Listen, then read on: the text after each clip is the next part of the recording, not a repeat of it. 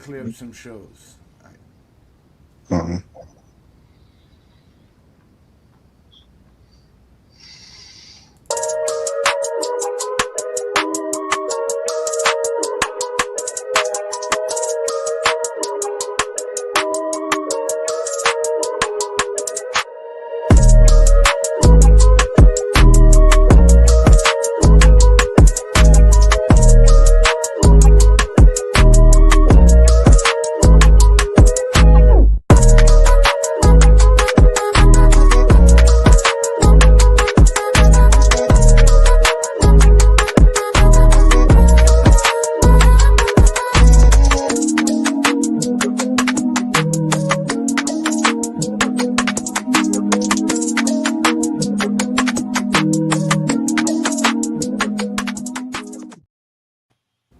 Peace and blessings, y'all. Welcome to the GOAT James Kingdom Show with B. Lee and A. Johnny. Y'all know we go live every Sunday noon to talk about the GOAT conversation, and we are here to have some fun. As today's show, we're going to be discussing how this 2024 summer has been a complete nightmare for the Zesty Jeffries. We know it's been bad for them. The USA Gold is back home. LeBron James won the MVP. I wasn't here last week to discuss the whole cap off of what LeBron James has done this entire 2024 season, but it is serious. It is serious, ladies and gentlemen.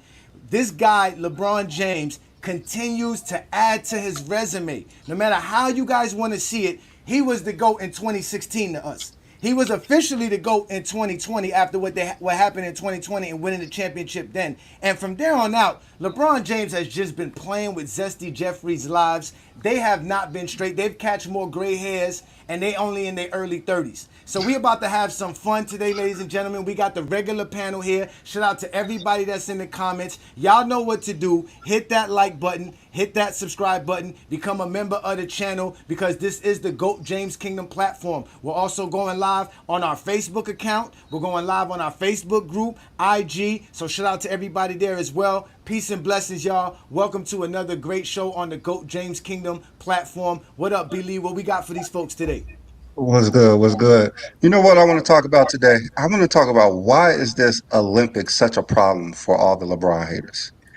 All we hearing about is Steph Curry this, Steph Curry that, but they always say it didn't matter. It definitely mattered in 1984 and 92, but the Olympics really don't matter.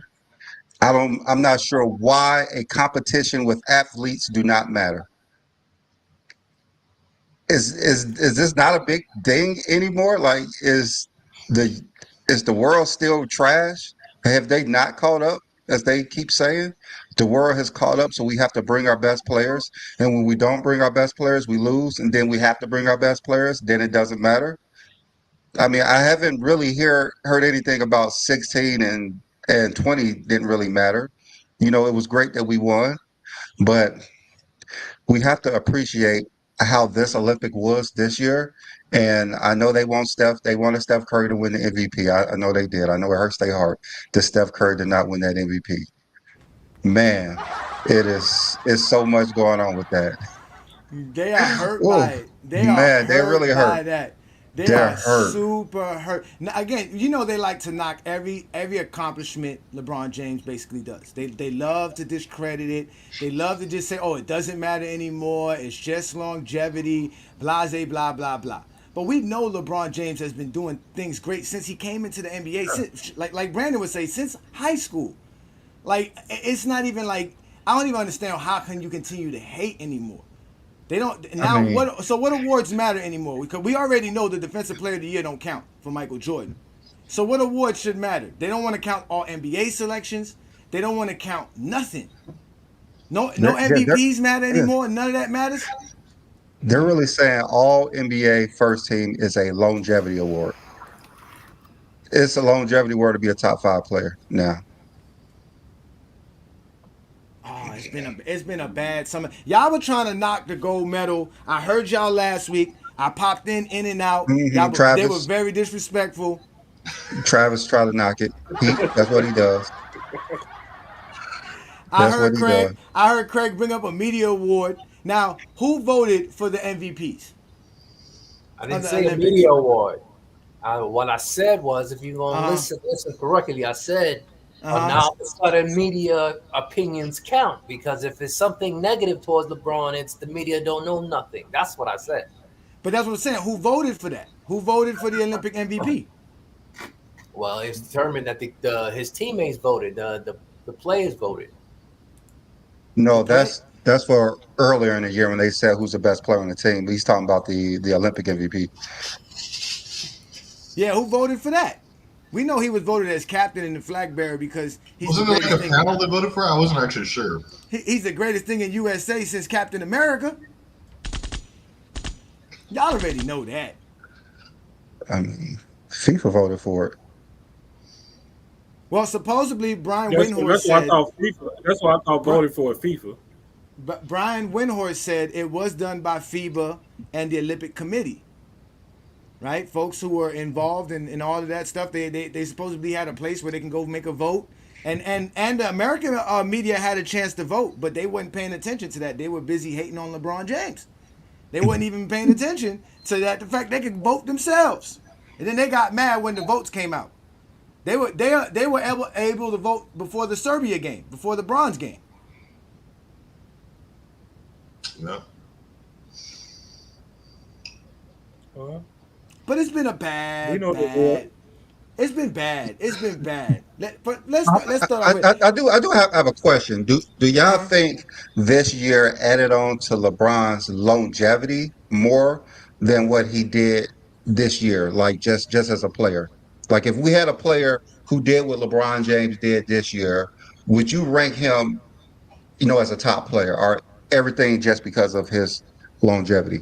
Let's go ahead and start with you, John. I mean, if you had a player do what LeBron James did, forget his age. He's a max player. He's one of the top 10 players in the league, and you're trying to build a team around him. You're trying your best to do everything you can around this man. And you know what he brings to your team, not just as a player, as an ambassador for the league. I'm just talking about this year. I ain't talking about no other year. This year. You see what he Mm-hmm. brings to the league. And I mean, what he did in the Olympics is crazy. He was voted by his peers as the best player. He's voted by FIBA as the MVP of FIBA. Um, Mm. I mean, I I got to mean, start looking at the. I I got to mean, start John, looking when you at the talk Lakers. about What's the problem? when you're talking about building a team around LeBron, that's literally what the Olympics was, to build a team around LeBron, and Steve Kerr gave LeBron the keys. Yes, he said, "Do what you need to do on the floor, as far as the team goes. Lead the team in everything." He played the most minutes. I mean, how you 39 years old, the oldest player on the team, and you playing the most minutes? Cause this is the last Olympics. He ain't gonna get no more after this. They gonna let him ride out and ball out. This is the last time he gonna be on the Olympic floor. So of course they gonna let him play to his I heart content. mean, I mean, that's Steph and I, KD's I probably don't blame last him one for too. doing it So, because they got a gold out of it. But I mean, this is I I mean, mean, Steph is his player. Steph and KD play for Steve Kerr. There you was seen really Steph no on reason to video. say, here, LeBron, run the team. yeah, it wasn't. It wasn't, and Yeah, there's no reason. he saw something in practice. There was something going on in practice that he seen. All right, Travis. So is this year, thanks to him, man, he finally became a member. Hold on. Before you get to Travis, we got to give Twin Man a shout out here. Look what Twin Man did. Oh, Shout Twin out Man! to Twin Man. Thank Twin you, Man, Twin There you go, you Man. let Twin Ishmael become a Man. member for you? Thank you, Disgraceful. thank you, Twin Man, for becoming a GOAT James Kingdom member of the channel. You have always been a long supporter of the channel. Brandon and I appreciate you. The panel Hmm. appreciate you. Shout out to you, Twin Man. Once the link is up, you know you'll be one of the first to be up here. And now you can talk whenever you want to now, bro. We can't even stop you. Brandon and I ain't got no choice but to let you go in however long you want to go for. Twin Man belongs as a member. Twin Man. Shout out to you, Twin Man. Appreciate you. Thank you again. Again, y'all, you could always become a member of the GOAT James Kingdom platform. You know what we do. We go live every Sunday noon. We do it best. We talk about the GOAT conversation. Shout out to you, Twin Man. Appreciate you. So go ahead. You can go back to Travis. Go ahead, brother. All right, Travis. Do this season define LeBron more for his longevity or his play? I mean, I think it's both. Like, I think the longevity, especially when we're talking about LeBron James, is like at this point, it's like defining characteristic. Like he's not just playing a certain amount of time just to play it. Like he's raising the bar for what it means to be consistent and still dominant. Like you can still argue that he's a top 5 player in the league if you wanted to. He's like no worse than top 10, and like so, and he was. Undoubtedly, like okay, who's going to be on the team? Who's going to lead us? There was no question among anyone, or especially the players, it was LeBron James going to be leading that team over there because he's the older statesman. He has the championship experience, and he was, the best player. And I mean, the stats back that up. So I mean, I think it's a testament, like especially if we're just talking the entire body of work as far as careers go. I think you can't knock it. I mean, it's a basketball related accolade. So, to me, it adds on to his greatness. And, when you have someone like Rob Parker saying that like the team was stupid for picking him as the captain or voting him the best player and then they're going to lose. And then he just gets shit on by LeBron. Like that's actually just glory. It's really awesome to see. All right, Craig, I don't know if you're still there. You might be kind of busy at the moment. But we could go back to Craig when he gets back. There you go. Rob Parker's oh my God. Yeah. Yes. All right, Craig, does this season define LeBron for his longevity or more for his play this year? It was both so his play. Now, the thing is, y'all keep saying about the longevity. This is what I don't get. When y'all say he does stuff, and y'all bring up his age, like y'all say, nobody do this at this age. I get it. We get it. But y'all can't take the negative and use that excuse when he doesn't succeed and say, oh, what you want a 39-year-old. That's my only gripe. When he does things at the greatest age, it's magnificent. It's magnificent. When he don't, that's the first thing. Well, he's 39. What you expect him to do? But other than that, he played great whether he was 39 or 29. Okay. Well, Johnny, you can go ahead. Go ahead and let them know what this season defined LeBron as. Well, listen, we all know 2023-2024 season started off, right? The Lakers had lost in the Western Conference Finals, right, versus the Denver Nuggets. That was the big issue. That was the big thing, right? Everybody was saying, oh, what are the Lakers going to do? Are they going to make the finals? Are they going to make that push, make that run? But we know to start the season, everything was about the in-season tournament. And they were upset about the in-season tournament. They legitimately didn't like the fact that the Lakers won the in-season tournament. It became a big issue. That was the start of the nightmare for the Zesty Jeffries. So let's go ahead and go back and let's go back and see how they were responding to us, and let's just have a little bit of fun. Let's go back to November of 2023. Luka. Bueno. Pinyu. Bueno. Pinyu. Bueno.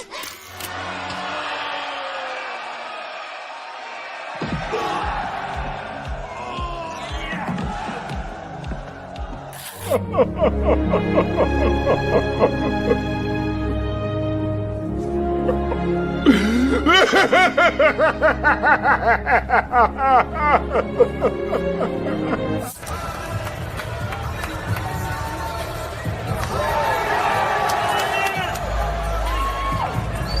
Rick James, bitch. It's the celebration, bitch. So that was the start of them being upset. So supposedly now the in-season tournament don't matter. We even had one of the Zesty Jeffries come out and blatantly say, listen, I don't respect the in-season tournament if LeBron wins it. If anybody else wins it, I'm cool with it, right? So they were already upset about that. They were highly upset about that. Then LeBron James wins the MVP.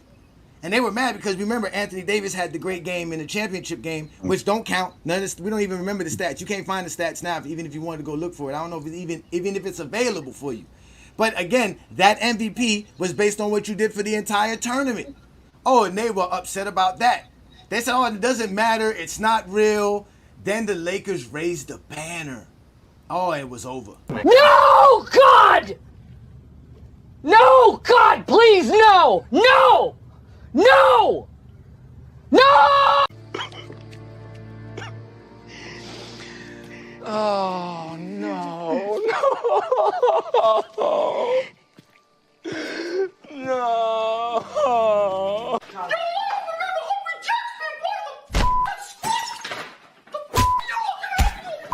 Is it worth it? Oh, yeah, it's worth it. If you're strong enough. Listen. I love it. They were upset. Y'all already know it was that doesn't matter. Who cares? Now, mind you, these are the same people that always tell us that people like Mike and Kobe played competition. They were the fiercest competitors. It didn't matter. They wanted to win at all costs. Here it is. The NBA created a whole new competition, and they were all upset about it. All because GOAT James shined and blossomed all in the middle of that.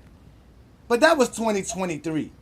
From there, we know what was going to happen. LeBron James was going to do the big thing, which was what? The 40,000. We knew it was coming. They were going to be upset about the 40,000. They were going to be angry that LeBron James reached 40,000 points. Y'all know how difficult it is to reach 40,000 points? I don't even know what to tell y'all. That's how upset they was.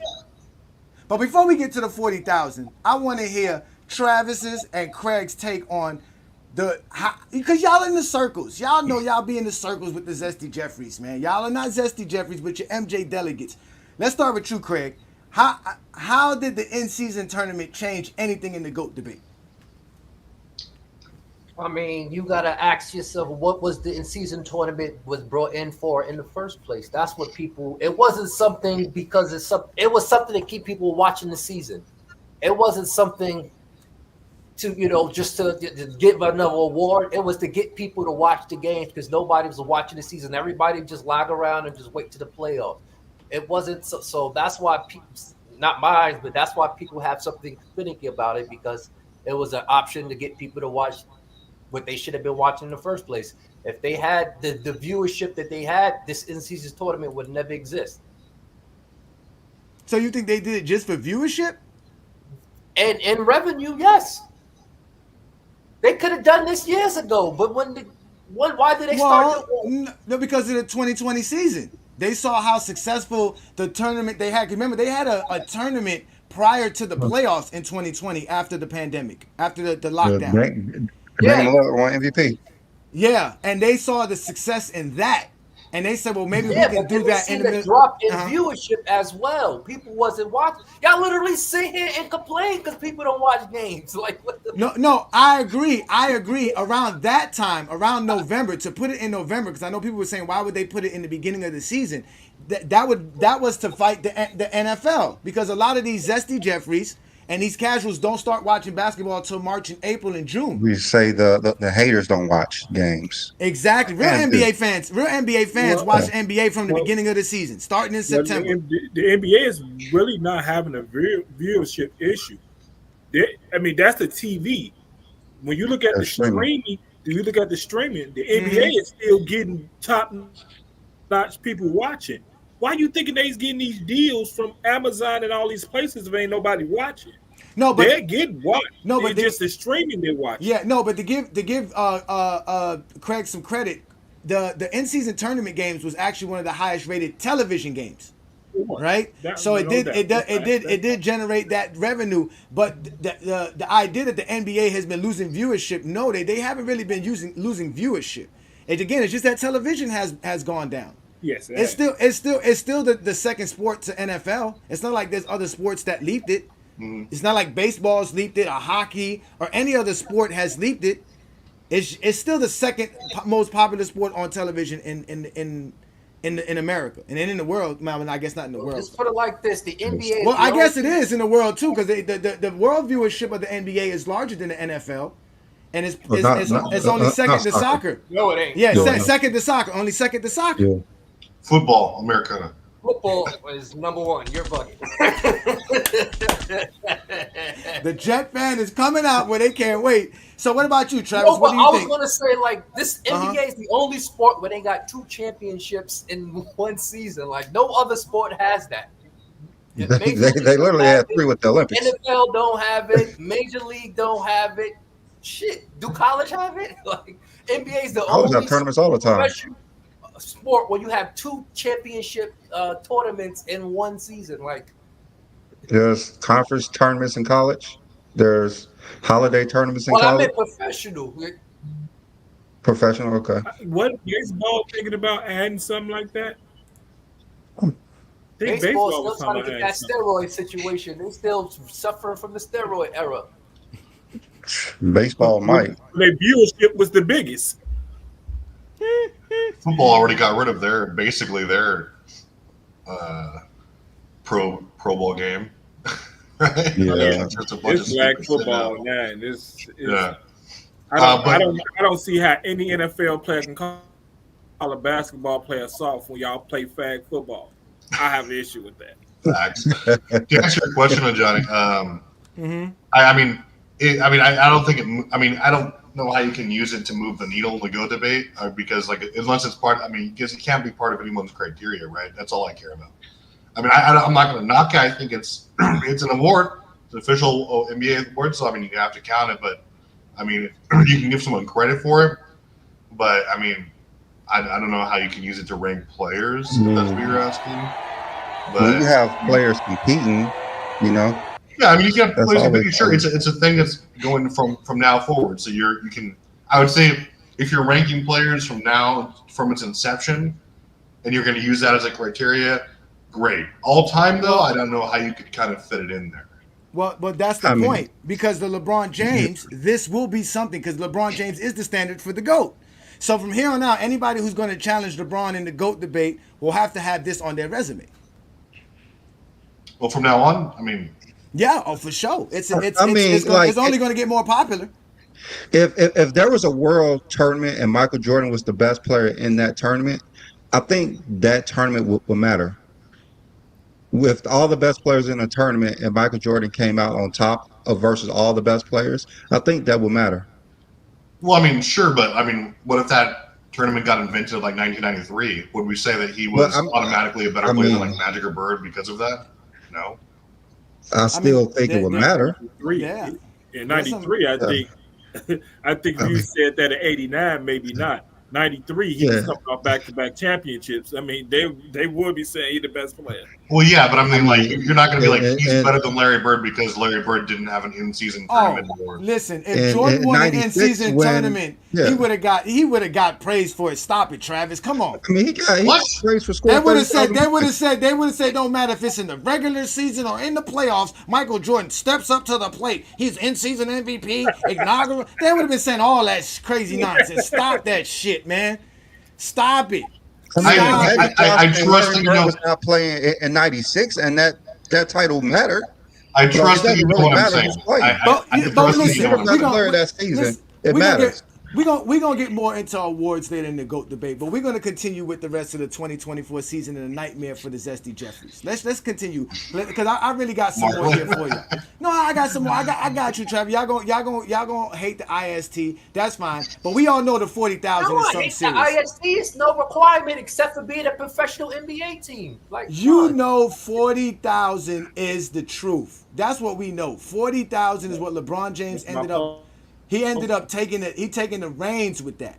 They were upset with him about that. I'm talking about taking the reins with 40,000 points. That's some gangster stuff right there, y'all. They were upset about that as well, saying it doesn't matter. It's all longevity. None of it should matter. And I don't know why it shouldn't matter. Because 40,000 points is an accomplishment. It is called the greatest of all time. When we talk about scoring, the all-time scoring leader is LeBron James. Majority of my life, it was Kareem Abdul-Jabbar. After 2024, It is no longer that. It is only the GOAT. So how about this? Let's start with this. How significant was this, Craig? This shit was big. I ain't gonna lie, it's big. 40,000 points. No one scored 39,000, let alone 40. So it is a big thing. Yeah. Oh, that's the humongous thing. What about you, Travis? Huge. I mean, I've said it before. Like, no one else is gonna. I don't think anyone else is gonna replicate that because you have to have a combination of not just luck, but like discipline, mental, just to take care of your body, skill, drive. More importantly, like, you've seen players retire just because they feel like they have nothing else to prove or they're tired. So I don't think it'll be done again, and it's a huge accomplishment. For him. The GOAT. He's the GOAT. All right, John. What do you know? Let him know, man. What does the 40,000 mean? Break it down, brother. Let him know. 40,000 for a wing and shooting over 50% from the field is crazy. I mean, the bar he's setting for the future, I almost believe is becoming unreachable. The new bar is you score consistently, you go to the finals consistently, you shoot 50% from the field consistency, and as a pass first guy to score 40,000 points is crazy. I mean, I don't even think people realize what he's done. The goal, I mean, this is a big man's thing. I mean, the big man is the number one scorer. The centers, the all-time scorers are centers. He's a small forward that we actually feel is a point guard. Has 40,000 points. I mean, yeah. What is a pass first player? How many field goal attempts you got to have per game to be considered a fast first player? I don't look at the field goal attempts. I look at the way you play in the game. I mean, not only is he number one in scoring, he's number 4 all time in assists. Are they the all-time though, John? Like, the top 3 scorers are who? Like Mike, LeBron, and Kobe's up there. So, like, you got forwards or guards, like 3 of the top 5 scorers of all time. Kareem is 2, Karl Malone is 3, Kobe's 4, Mike 5. Yeah, and LeBron's 1. Yeah, so. That's the starting 5 right there. But for years, 2 guards, for years, it's always been big man. It was Wilt Chamberlain before him, before Kareem. I mean, it was always big man up there. Now you got wings. You finally do got wings up there. I mean, even Dirk was up there for his 7-footer. I mean, it's supposed to be easy for them to score. Well, when KD reached 30,000, will he be considered? Why is he considered a better scorer than LeBron James? No, I'm just saying not being a better scorer, but would he be considered a wing guy? That's what I mean. Like, would he be considered a wing guy? Yeah, KD. Yeah, I think it's a better scorer than LeBron. He's a 7-footer. That's why I asked. That's all. I'm just asking. Yeah, I think he's gonna be considered a wing guy. I mean, it's more impressive for LeBron because of all the assists he have as well. He's the greatest offensive player we ever seen, and I don't even think it's close. It's not close. And he never had help doing it. I mean, I know we talking about like what LeBron James done in his career, but I mean, LeBron James is still doing things today that no one has ever done in a season or in a game. Like, you can't even, like, this stuff is like made up what LeBron James is still doing today. What he's still doing today, he's still setting bars that no one has ever even set before. Like, it is bizarre. Let's remove that for a second. I got you. Let's get. You got it. Yeah, I got you. Hold on. Wait. Let's go. All right. All right. So this in the regular season, he set 4 in-game records are only players. In the in-season tournament, he scored 35 and 5 in under 23 minutes. No one has done that before. He had a game with 35, 12, 20 rebounds with 55 on field goal and 3-point percentage. No one has done that before. LeBron did this in year 21. No one has topped that.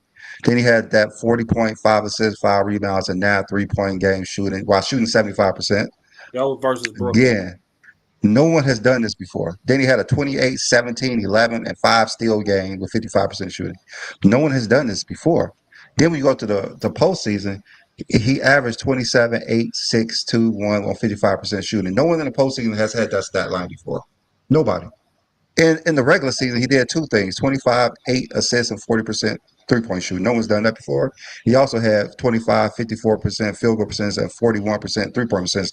No one has done that before. Trash. So what LeBron James, you can't really say what he's doing is longevity at this point, because what he is doing is unremarkable because no one has done this before.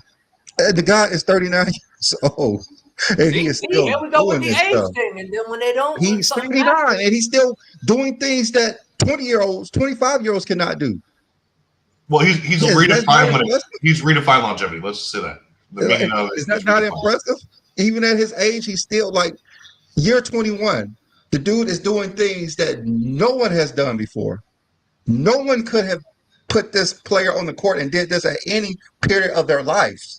And LeBron James is doing this right now. Even in the Olympics, he averaged 14, 8, and 65% field goal percentage. No one's done that in the Olympic tournament before.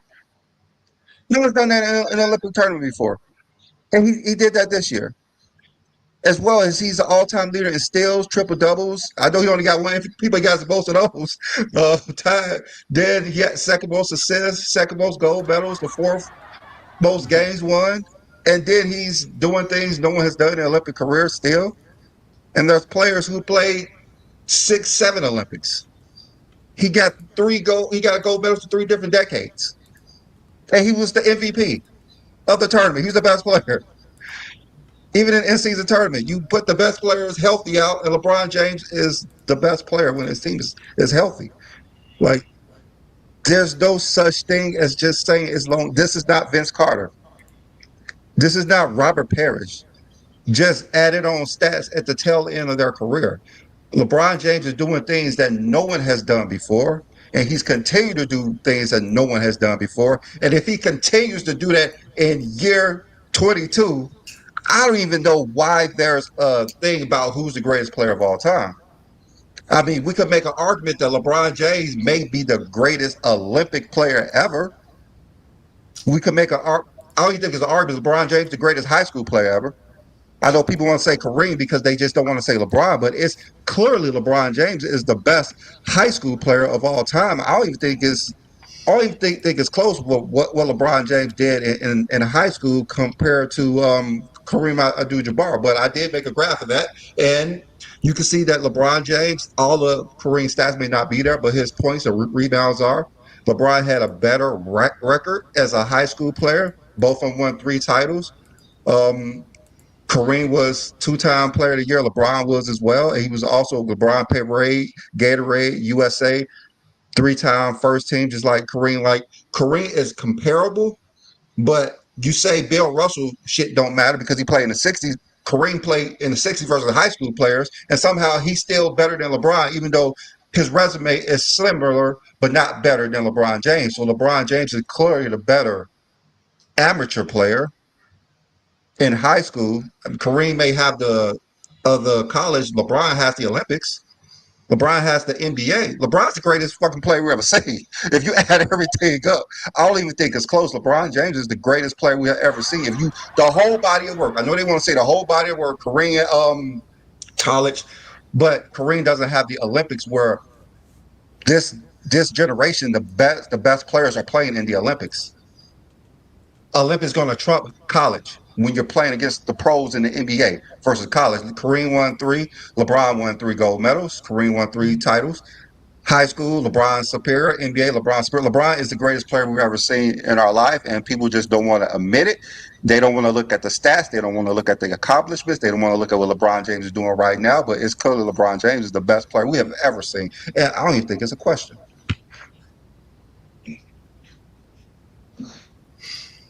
Opinion. I mean, Some I think tirade. you just dropped the mic.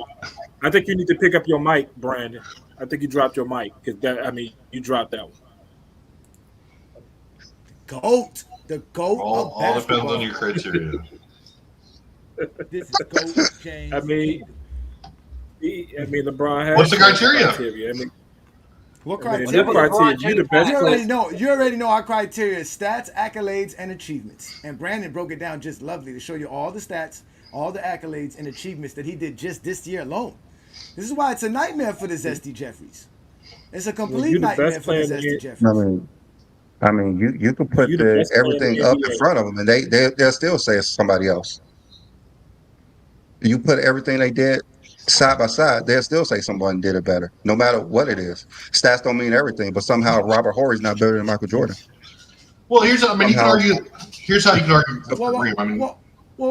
Let's do this. No. Let's do this. Brandon, is LeBron James' teammates better than anybody's teammates because of All-Star selections? I mean, that has never been a thing before, but no. But that's what they say, correct? That's what we hear, right? Yeah. Right? Yeah, All-Star selections in the past. He had all the help in the world because of the players he has the numerous amount of All-Star selections, right? But when LeBron James reached his 20th All-Star selection, what were they saying about that? It was all longevity. They were crying and complaining. That's what they do best. But that's what LeBron James does. He just continues to go out there and perform because he loves the game of basketball. Okay.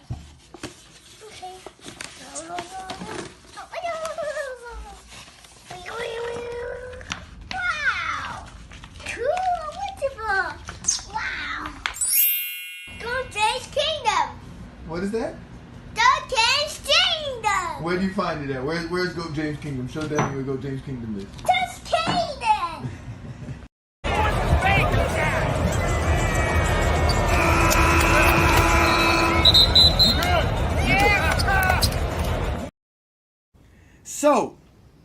So, if all-star selections matter for help and teammates to determine how great somebody's teammates can be, what does 20 all-star selections mean for the GOAT debate? 20. That's an NBA record. 20 straight, the most in NBA history. They want to knock that too. It don't count for LeBron? Does it count for LeBron, Travis? In my criteria, I don't use that. So yes, it counts for LeBron as far as his overall career, but I don't use that for any player. So You don't use that for any player. no, it's a fan voted thing. Why would I use it in my criteria? I think it's disingenuous. Oh my I mean, God. you can't really rank it anyway because he's so far ahead. It's a popularity award. It's not based on stats. It's like literally who's your favorite player, vote him in. It's not statistically based. The All NBA team is way more legit than that. If we're going to use that, I think it's great. But there have been players that have been snubbed on that as well in favor, like we saw this year. But it's the All-Star game is just for fun. I would never use that as part of my overall criteria, just because it's a fan thing. They're directly anything that players aren't directly in control of is not on the list. 20 times, man. What about you, Craig? It doesn't count neither way, right? For teammates nor just in general, correct? Well, I always tell people the same reason y'all got Scottie Pippen better than Wade, the same reason I got Jordan better than LeBron. So I'm put it like that. What's that reason? What's that? Hey, reason? whatever y'all say that makes Pippen better than Wade is the same reason Jordan's better than LeBron. So it's longevity. It's longevity. I never thought Scottie was better than D Wade. I can show you why Scotty's better than D Wade, but what's called? Y'all not gonna like that. Y'all not gonna like that. Blasphemy, John. What's going on? You didn't see that Friday night, John? Wade from Chicago. That's hometown with me. So I might have a little bias towards D Wade. So when you from hometown and I seen you play in high school personally, I seen Wade and D Rose play in high school. I have a little bit of bias on that part. Well, I don't know. When you put Dwayne Wade in this class, then he'll be better than Scottie Pippen. I don't see LeBron in that class. I see Jordan in there, so that means Jordan is better than LeBron by your logic. No. No, not at all. Because LeBron got 20 All NBAs. Dwayne Wade don't got that.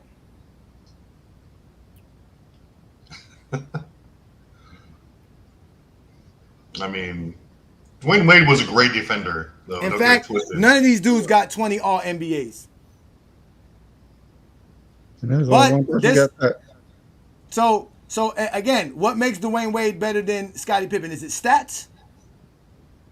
Listen, whatever y'all say, the reason. No, I just want to know. I want to know. No, you got to tell us. These players are No. way better than the 90s. You got to tell us why Dwayne Wade's better than Scottie Pippen. Is it based off stats? Are we using stats? Every player on his roster, Pippen is better than. So whatever So, reason Pippen is better than his teammates, if Jordan's help better than LeBron's help, then Jordan is better than LeBron based on that same logic. So this Let's is the just only say why reason. Wade's better than No. Pippen. Let's just say why Wade's better than Pippen. So this is the reason I You have Wade should better. know that. It's easy. That's It's all because- I've been hearing. It's No. because Craig's not right because LeBron James has 20 All NBAs.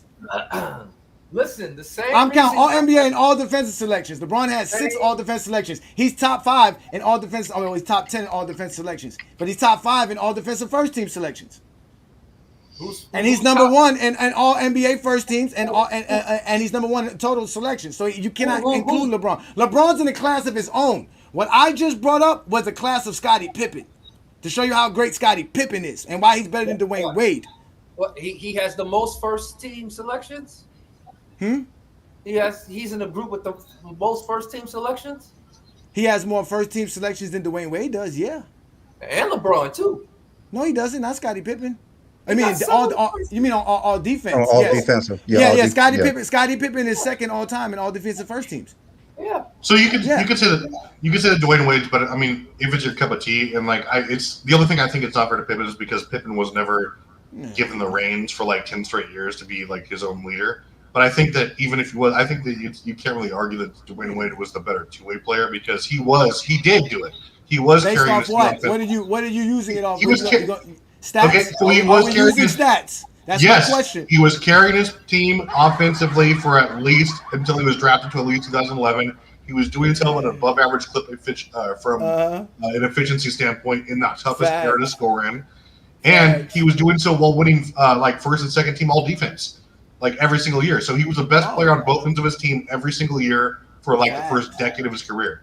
So that's why you could say Scottie Pippen never proved that. What? Scottie Pippen never. You ain't see what he did in '94? He was Based a foul call away from the Eastern Wait. Conference No, Finals. Based You off ain't He did say wait, he did say from a big span. He did say from a 10-year span. He did use Travis did use Yeah. that. 03 to 11, he was a great two-way player, transcended one of the best in the league. Why you I count mean, 2 but- decades? but- You count 2 but decades. what That's does- not 2 What decades. does being Let's say the 2 main decades. man on your team has to do with being a great player, though? Nothing. Like there's been, At all. I said, there's if you're the main man, because you're a Richmond two-way. was the best player on his team for 10 years. That doesn't mean that he's better than Scottie Pippen. Like that But don't he- really. Yeah, in match that up. case, you're basically saying Reggie Miller is better than Scottie because he took a team to the finals that Scottie couldn't, right? So that's what you're basically saying because he was the man. Listen, Like I y'all don't- really don't be making no sense with Reggie that. Miller When won we the all best- know Reggie Jordan Miller was won the best 1 time and for 9. When we all know Jordan was 1 and 9 without Scottie Pippen. But you know what? This is why we got to give Craig and Travis a round of applause as MJ delegates. They try to derail the Zesty Jeffrey nightmare train by talking about Scottie Pippen and Dwayne Wade. I brought We it were up. talking. No, you brought it up because we were talking about 20 All-Star selections for teammates because we know Dwayne Wade got 13 and Scottie only got 7. Right? We know Chris Bosh has what 11 or 12 All-Star selections. 11. Scottie 11. Pippen only got 7. I think Kyrie Irving got 7 All-Star selections, or more than Scottie Pippen. But y'all were Damn, all you upset. named one person, you named like 5 of so that's I know the because one because y'all said proves All Star my goddamn again. point. Y'all so wait. So do All Star selections matter? And the No, GOAT I'm having the saying most you should comparing matter. Pippen to every best teammate he played on. Also, different- Dwayne Wade finished top 10 in MVP voting And 10 times. I think even That's Anthony our Davis. whole Or point. 8 times, sorry. Anthony He played again. with one All player. stars He with named all stars. 5 players, and you can keep going. No, but but why he, going? You can keep going. LeBron didn't have 10 years with all those players. So All Stars It's not matter yet. again. All stars matters again. Yeah, they matter again. I'm matters just saying, again? all I said was you just named like 5 players for LeBron, and you named 1 for Jordan. I named That's their all. All-Star selections. I named how many times they had All-Star selections. But players like Chris Bosh only had 1 All-NBA. So what's that? What's better? Scottie Pippen 7 All-NBAs or Bosh's 1 All-NBA? None of them got more. Matter of fact, you can take Chris Bosh's All NBA. You can take Anthony Davis's All NBA, and it still don't matter to Scottie Pippen's amount. Well, and then if you take thought- Scottie Pippen, People drafted Wade and Bosh because they thought they could lead a team. They drafted Pippen because he could help a team. That's the big difference. Oh, let's see. Here we go. He said they drafted Pippen because somebody needed help. They drafted Pippen because somebody needed help. And guess what? And when the 2024 season started, the 2024 calendar year started, it got really bad for the Zesty Jeffries because somebody went back into the 90s and started showing y'all how Jordan wasn't even the man and how horrible he was going left. Then the whole we are done with the 90s. Now was it the 90s he went? Well, it started with the 80s at first, but it got popular with the 90s because when they were talking about the 80s, nobody cared. It wasn't until we got to the 90s and started talking about how trash the 90s was, that's when it got serious, and then the left hand thing went crazy, and all the Zesty Jeffries were crying and complaining. But it's big enough to get your hand right up inside it.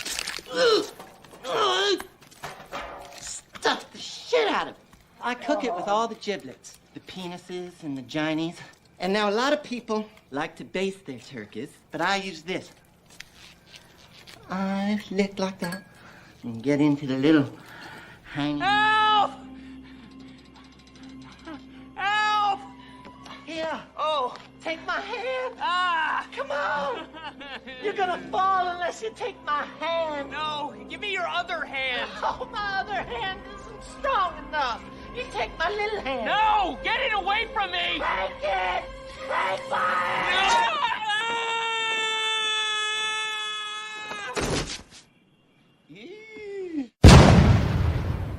We done with the 90s. Jordan big trash. We calling him Jordan Cougar now. He ain't got no left hand.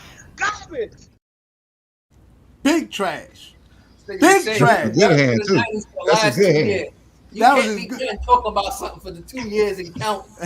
You ain't done that. No. All I know is Jordan never let the this biggest play thing off he the did. ball. You can't say the same for Pippen. The biggest thing he did, I think he forced people to watch some of the games from the 90s. I believe that's the biggest thing that changed with that movement. People actually went back and started watching some of the games from the 80s and 90s, and people didn't like the stats on this award. They've been hearing. John, no. Get back on this Dwayne Wade thing. Have our back. He's better than Scottie Pippen. Come on. I mean, you heard me say that. I said when Craig first brought up, I said I thought Wade was better. A better player. Any dominant two-way player is going to be better than a sidekick every day. Like I said, he was drafted to help a team. They were drafted to lead one. Drop that. I mean, Scotty You was guys what are pick? hilarious, bro. Scotty was the number 6 pick, the 8th pick. I can't remember. Wade finished top 10 in MVP voting 8 times. It wasn't like he was just out there. Like, he was amazing. Wade's underrated. If anything. Anyone who played, anyone that played with a player wearing number 23 is underrated. Yes. Y'all are something else, bro. Y'all are truly something else. But we know that the We Are Done with the 90s was a big trend. And it got very popular. And a lot of people started going back watching those 90s games. They started pulling up the tapes. They started noticing all the bad things about Michael Jordan. It really got bad for them. It really did. And, you know, at the end of the day, those were real footages. I don't know why y'all was so upset. Those were real, actual footages of that man doing all those horrible moves. He wasn't using his left hand. That was the 80s. By the 90s, he already established the left hand. It was the 80s he didn't have no left. Y'all keep masquerading the 90s, but the 80s he didn't have no left. He established it by the time the 90s came. And get about this. That was they made a rule. They made a rule to prevent people from harming each other. In this era, they made a rule to stop pretending like you got hurt from somebody. That's the difference between the 90s and today's era. That movie was done because of fans. That was done because of what? that was done because of fans. The flagrant foul was invented because Jordan was complaining to the NBA. And they're flopping. What do you think the flopping came from? The flopping started in the 90s. And why did they make a rule of it by 20-something years after the fact? Y'all perfected it by today, right? They're more skilled in advance, so you can more skillfully advance and flop in this era, and they had to put a stop to it. Y'all can't say everything is much better as far as technology and everything, and can't accept that they learned how to flop better in this era to the point where they had to make a rule about it. Yeah, it was a lot going. I think they did need to bring it down some, no doubt. But I mean, it's an advantage that you can use, and it was an advantage that was being used, and why not use it? So I did think it needed to come down some because it was too much flopping going on. But it was a flopping that was started in the 90s. Dennis Rodman was known as the biggest. And then, okay, so what if the flagrant foul thing would have never happened? We'd have been still seeing WWE today. No doubt. They needed, okay, it was a so change. After that rule was in place, it affected every player after. Everyone benefited it, not just one player. Everybody benefited and not worried about getting beat up. The game wasn't as physical as being told. I mean, Brandon showed the film of all this physical play that wasn't physical play. I mean, we can go through every era and show something we can say because we wouldn't be saying it if we didn't see it in that era. Of course, we can show that. I can show stats. I can say something about this era and show you footage too. We wouldn't be saying it if we didn't. I can show you physical play in this era. They play physical basketball still. You still got to play physical basketball. The game it's still physical. You see what Boston did to Brooklyn. What happened when it was a physical series? They swept them. Oh, you are so bad. See, look. I mean, one of the reason the Olympics is difficult for U.S. because it's more physical. It's more physical, and they let a lot of things go that they don't in the NBA. And you saw what LeBron did to them. He just bullied them. You can't bully the bully, so that's why he's the MVP. I mean, watching him play in the Olympics, you look at him play. It's like if he played in the 90s, he actually had the advantage. He's bigger than everybody he's going up against. I think he was. I mean, as far as weight, I think he's bigger than Patrick Ewing. Well, so just think about that. Patrick Ewing couldn't even move. Patrick couldn't even move side to side.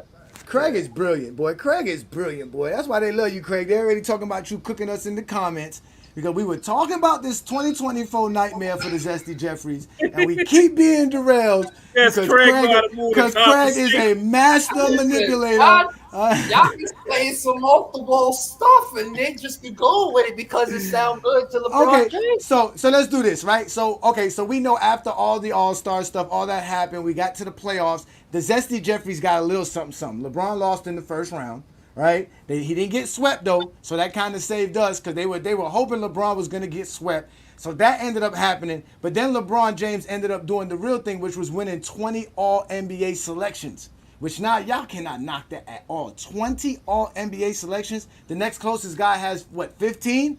Not even nowhere near LeBron when we talking about that. And they were really, really upset about that. We're gonna do it anyway. We're gonna do it anyway. We're gonna do it anyway. We're gonna do it anyway.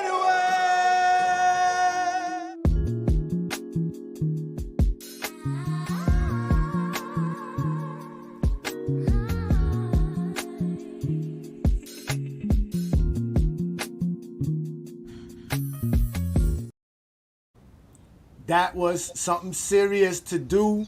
20 Brandon knew when I told Brandon when the 20 All-NBA selections come through. Who voted for the All-NBA selections?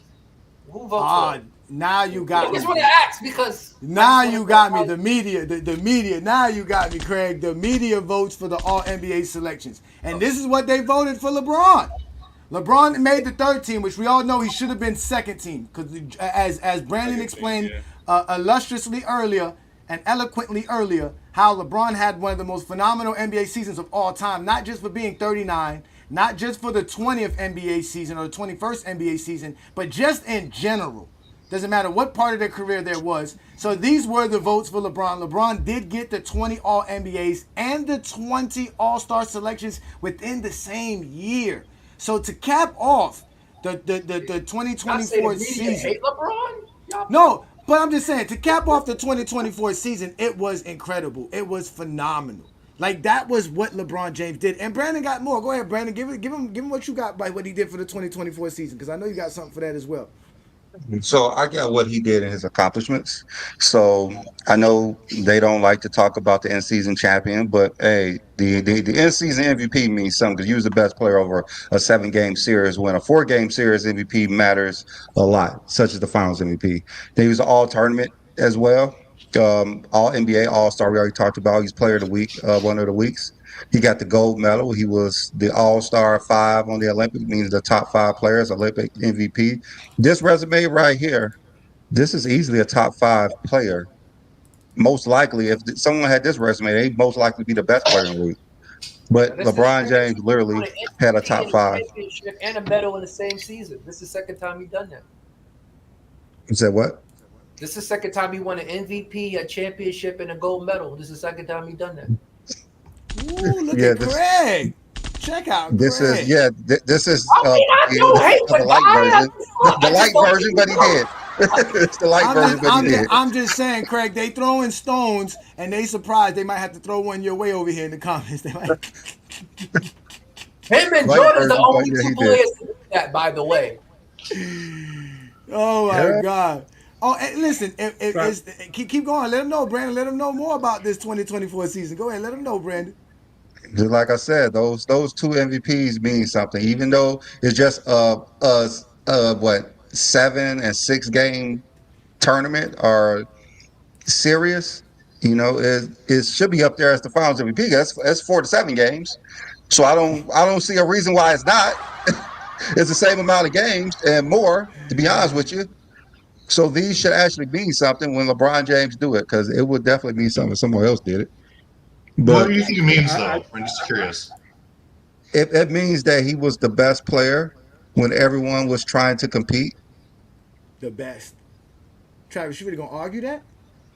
No, I mean, that's what it means literally, but I mean, I think you're trying to make it seem like, okay, let's just say, for example, if for whatever reason, theoretically, if you had him 3rd, and let's say your GOAT was Wilt and Magic Johnson, would you be like using that to say, hey, LeBron won this in-season tournament and the Olympic gold, I'm going to use the in-season tournament to hike him up where he leapfrogs one of these guys? Is that what you would say? Well, what I would say, what LeBron James did in that year, and I would compare it to them. I would compare it at their stage and at their peak. Because what LeBron James did in year 21, age 39, is so whatever he did, we all saw what he did, is just so high up in the charts that no one has done this before. And that even adds on to why LeBron was able to do that, because he was still one of the best players in the league, one of the best players of all time. At his age, even though at his age and at the years, he's still this top player. He's still this top player. I think Like, he hasn't fallen off. He has not fallen off. Like, you have these players with their primes. You have these players with their primes. And LeBron James is still going similar to their prime in their year 5 or 7. LeBron James in year 21. That's fine. That's why we use 21.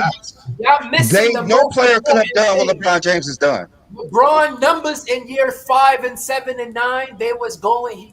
They was doing something. He was making the finals with those numbers. His numbers. They're saying his numbers are good, but they're not impactful like they were when he was in year 10. Yes, they're How playing the are they not results. impactful? But that's playing the results. What do you mean? That's what I'm saying. What you mean they're not impactful? That's playing the results, though. You're just saying, well, he didn't do nothing. You're just playing off of the results. That's Monday quarterbacking. That's what the stats. That's what the That's his fault. You supposed to Why? get results. Why is LeBron James what he's doing not You impactful? can have a show every The week. stats are the results. That's the results right there. The stats. That's the production. That's the No, impact. what I'm saying is his stats is not impactful on the team like they were when he was putting up them stats 10, 15 years Well, ago. that's why. But see, that's why this whole year, Brandon. We're gonna get to the Olympics very shortly. I'm almost done because we're at the end of 2024, right? That's why this year has been such a nightmare for the Zesty Jeffries. Cause see, when this guy right here was being called Jordan's son, cause he was beating Joker. Cause see, remember the playoffs started, nobody could beat Joker. He's the best player in the NBA. All his stats, everything that he did, mind you, the Joker had a better season this year than he did last year. But it's not impactful enough to win a championship because Jordan's son showed up. But Jordan got a bunch of love childs out there. He got a bunch of illegitimate stuff. So, but when Anthony Edwards ended up choking, right, and ended up losing and not making the finals, they were all on him. No, he was no longer impactful. It got bad for them because they were rooting. Remember, they were rooting for Kyrie Irving, right? Because that's who ended up beating Jordan's son. I already said Boston was going to win. So I already said Boston. But you're not a Zesty Jeffrey. You're an an MJ delegate. There's two different. See, there's MJ fans, which is one thing I want. Stop talking to the MJ stands then. Stop. That's how. No, I gotta address all the Zesty Jeffries because they're safe in the comments. They're not gonna show up to the panel when the link get. When Do we still have any Zesties in the chat? I think we chased them all. No, they were upset, right? So they thought Kyrie. Now they said. Oh, y'all not gonna let me cook. I got a whole resume for y'all. I got everything for y'all, man. Cause we had Luka, right? Remember they loved Luka, but when Luka couldn't win the championship and they hurt their feelings because Kyrie Irving, the guy who was supposed to win a championship without LeBron James, they wanted to hate so bad. And like Craig said, it was Boston all the way, but they couldn't accept it because they didn't like nobody in Boston. Remember, they don't like Tatum because he says he's Kobe, right? So they don't like that at all, right? They don't like Jaylen Brown because he don't got a left hand. Even though just like Jordan, he ain't got a left hand. They didn't like him neither. So they couldn't root for Boston because we know Jordan never beat Boston. So they could never really root. They were really, really upset about that. All of that happened. And then all of a sudden, their leader, the Zesty Jeffrey leader, went out on national television and said this. But Magic Salty, I get it. We know what it is, the great rivalry. SA, is Boston now the best NBA franchise? Not so fast. Magic Johnson, never fear. Your boy Stephen A is here. I understand that they have 18 championships to the Lakers' 17 championships. I get that. I will remind you, Eminem, Wendy, that the Boston Celtics have 23 NBA Finals appearances. The Los Angeles Lakers have 32. So yes, you do have one more ring. That is fair. But the Los Angeles Lakers have 9 more finals appearances, which means that although they have one less title, their time spent in relevancy is significantly more than yours. That would make you the better overall franchise.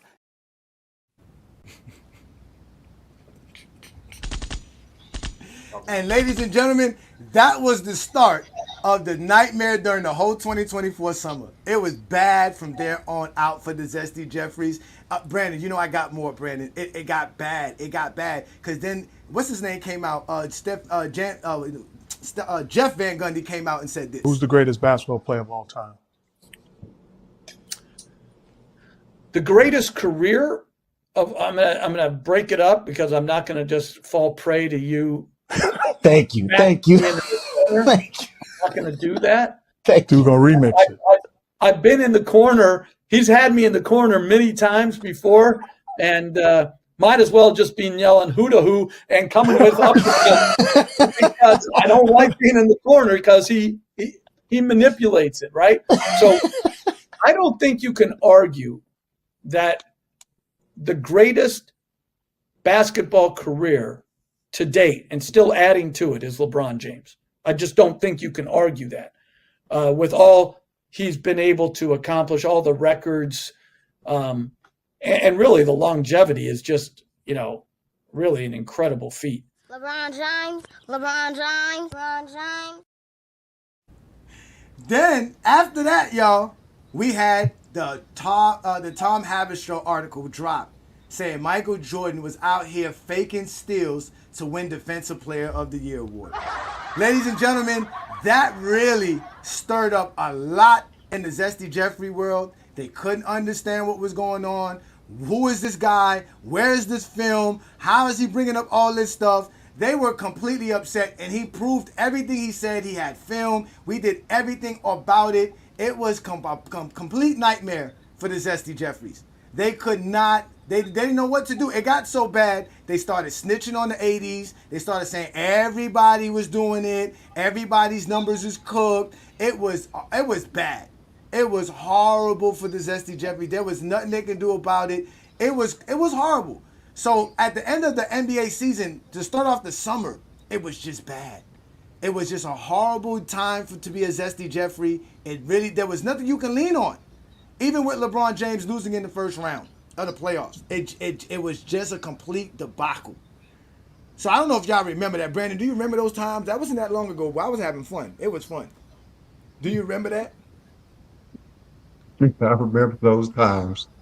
And, they had a little bit of relief of LeBron, then, move to the second round. Mm-hmm. Like, that's the only time they had some relief during that season. But, like we always know, it's constant hate with LeBron James. They look at every little thing. They look at every little game. Every game is something to dispel him from the GOAT conversation. Like, they really work hard. Even Craig said that what he's doing, his production does not lead to wins. Like, I don't even know really what that's supposed to mean. What I'm saying is, here we go. Y'all say it's 20 years of Okay, explain it. Let me explain what I'm saying. I'm saying, what was his average this season? 25 something. 25, 8 and 8, something like that. Okay, what was his stats in 2013? 2013, probably like 27, 7 and 7, something like that. Close to it. We talking stats? No, he said that he didn't know what I was mean, and I said, yes, he played great, but the impact on his stats is different from what they were 15 years ago. You can't compare what he did 15 years ago to now, because his stats back then meant more to his team than they do now. Put it like this: it's it's more impressive to score 30 points when your team scored 90 than when you score 30 points and your team scores 120. And that's what I feel basically everybody's doing this season. Okay. I have a question. Was Giannis impressive this year? Because his stats were similar when he won the title a couple of years ago. Does his stats not lead to wins? He was hurt. I mean, he played over 60 games. He didn't play the first round. Okay, but since he won the title, he played in the first round, and he hasn't won since. Do his stats not lead to wins as well? Like, his production doesn't lead to wins no more? He won one time. He's been in the league 13 years. He won one time. So what about Jokic? What about Jokic? Do his stats lead to wins, or is it overrated as well? Oh yeah, everybody say his shit is overrated, but everybody say he overrated. So basically, when someone doesn't win a title, their stats is overrated. You saying someone who's been in the league for 20 years putting up the same level of consistency 20 years, then the same thing they was doing in year 14 or 15, since he's putting up the same stats, should be the same results. You telling me about somebody who's been in the league 7 years and been a champ who just lost his defending title this year? You comparing someone who's 7 years to someone who's 20 years. So you're saying LeBron should win a title every year? Is that what the you're saying? The way y'all talk about him, yes. So he should win every year. So you think LeBron James win a title every year? The way y'all speak about him and what he's doing, no one's ever been done to do this before. He was doing it in year 10 when he was winning championships. So if he's doing the same thing in year 10, the way y'all speak, he should be doing the same thing in year 21. Okay, is there any other player who should have won a title as the best player in the league in year 21? Year. So you're saying that LeBron James is like a step above everybody because even in year 20 he should be winning titles. What I'm saying is, if y'all want to talk to him like he's a step above everybody, hold him to that same standard above everybody. Don't use his age as an excuse that he don't win, but use his age as an excuse. But hold on, we didn't say he lost because of his age. We just said that y'all put the expectation on him for being 39 years old, like if he's 27 years old. Every year. Chris says he win every year. That's what I'm saying. If he had Dwayne Wade instead of Anthony Davis, he probably does win a championship in 2024, like he did in 2013. He left Wade. Y'all forget he left Wade. He should have left Wade. Wade was done at that time. Anyway. It was done at that time. There was nothing Dwayne Wade could give to him. So I do have another question. So why don't the MVP win the title every year if the best player is supposed to win every year?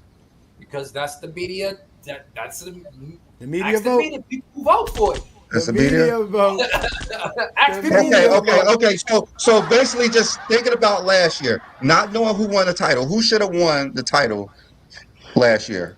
If we didn't know that Boston was going to win, who should have won the title? Last year? Who should have won the title? Yeah, at the beginning of the year, who should we? Even midway through, who did we think should have won the title? Jokic. So basically, you're saying that Jokic's production does not mean anything because he didn't win a title. Because that's what you're saying about LeBron. Well, he won 3 MVPs and no titles during those years. The 1 year he didn't win the MVP, he was the champion. This is the media. Thinking of who's. But you said Jokic should have won it too. You said Jokic should have won it too. He should have won this year. They was the defending NBA champions. They should have won. They should have repeated. They was great last year. Because they had what? Because they had the better team, not because they had a player that had production that impacted the team somehow. They just. Jordan averaged 37 points in a season and got swept in the first round. No one would. I mean, the best players do not always win. Look. I'm sorry, Travis. Go ahead. No, I was just saying, like, to Craig's point, like, okay, so it's a lot different. So the reason why I think he has a point about LeBron, kind of, is that LeBron offense is offense no matter what age you are. So the fact that he's still putting up 25, 80 on great efficiency, especially from 3-point range, is impressive, and that's equal to anything he's done offensively throughout his entire career. The main difference is that, and I'm not saying that it's the end-all be-all, as in fact Lakers here, but he's not the insane force that he was on defense all those years from like 08 to 18. He's not leading the league in defensive box minus or being top 5 every single year. He's not holding his opponents to like 18% below their effective field percentage, like one-on-one. He's not like he can't transition or switch as much. He's still good, but he was just transcendent back then. Now, also, it's a different game. From 2008 to like 2013, when he was like just like superhuman, that's when it was still a very dead ball, slow era. It started to ramp up a little bit in 2015 and on now. Now it's like you have to have the perfect team in the most depth to win a championship. Somebody who can hit the most threes, who has the most depth, who has the best 3-and-D guys. You could actually get away with it back then from like 08 to like 13 when teams were winning just based on their defense, based upon the low post presence. It wasn't like it is now where you had to take 43s and a really efficient clip in order to have a chance, like we saw the Celtics do, and they were by far the deepest team ever, or not ever, but this year. So that's what we're seeing. That's the big difference in LeBron's game. The reason why it's not translated into the championships every year is because regardless of your superhuman or regardless of your contribution, you do have to have the best team now to win. Jokic didn't win because his teammates did not show up. He still had one of the best years ever, like statistically, and like from an efficiency standpoint. They didn't win because his teams were on milk cartons the last 2 or 3 games of these series. And so, like, that's why they're not winning. You have to have the best team. Okay. The Lakers are trash. I don't think LeBron James has ever won with the best team. I agree. I agree with what you're saying. I think the biggest difference in LeBron's game is on the defensive side, because he used to be able to recover from the rim to the 3-point line. His recovery speed was crazy because he could protect the rim and he can guard his man. If his man was at the 3-point line, he could play both. He was like a free safety who could lock you down too. and that's the biggest difference in his game. So when you say his stats are the same, but it ain't making championships. His stats are the same. It's the defensive side that has changed for LeBron James, not the offensive side, because he's still doing it on the offensive side. But on the defensive side, he can't bring it the way consistently he used to bring it, because he can still lock you down. He can still play good defense. But it was at one point in the game, from the tip ball to whenever the game stopped, he was the best defender on the floor at all times. I don't care who he was playing against. He was the best defender on the floor, period. So when people say that his stats are the same, but it ain't winning, that's not true. He's still winning, but it's on the defensive side that his game has changed. So when you talk about a decline in his game, it's on the defensive side, not the offensive side at all. Actually, on the offensive side, he's gotten better since his prime. I mean, he shot over 50% from the field this season and 54% from three. That's I mean, come on, like man. and also the way the game has changed too. The way the game changes too. He's spending more energy playing defense than he ever did in 2013. Yeah. The game is more fast paced, is more spread out. You even seen him in the Olympics. He didn't have a problem guarding anybody because the game is similar, and he's not constantly chasing people off the 3-point line. He could actually play in areas that would make him successful. He was guarding Bogdanovich when he was on fire, guarding Jokic. Like he had, it's just the game is different. You don't really see anyone defending like LeBron James did in 2013 because the game is so different. I know they want to say that, you know, he took a big step back on defense, but the way the game is played is completely different, and people just don't understand that. But Billy, LeBron was getting dunked on by French croissant cookers.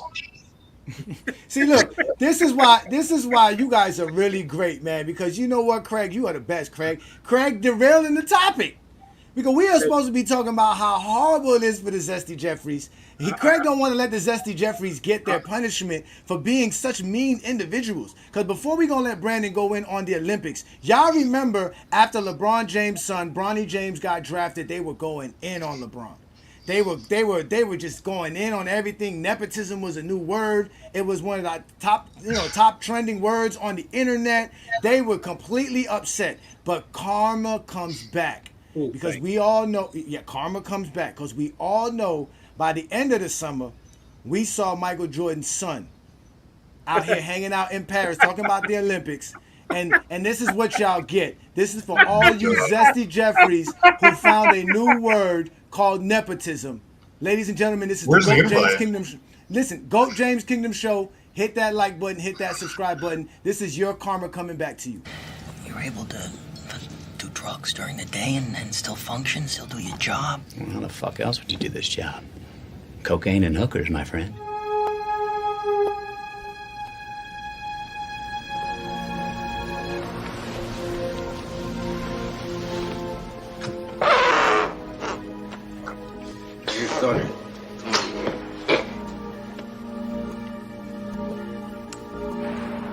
But he's in our house. Shut up. What, was I supposed to be an accomplice?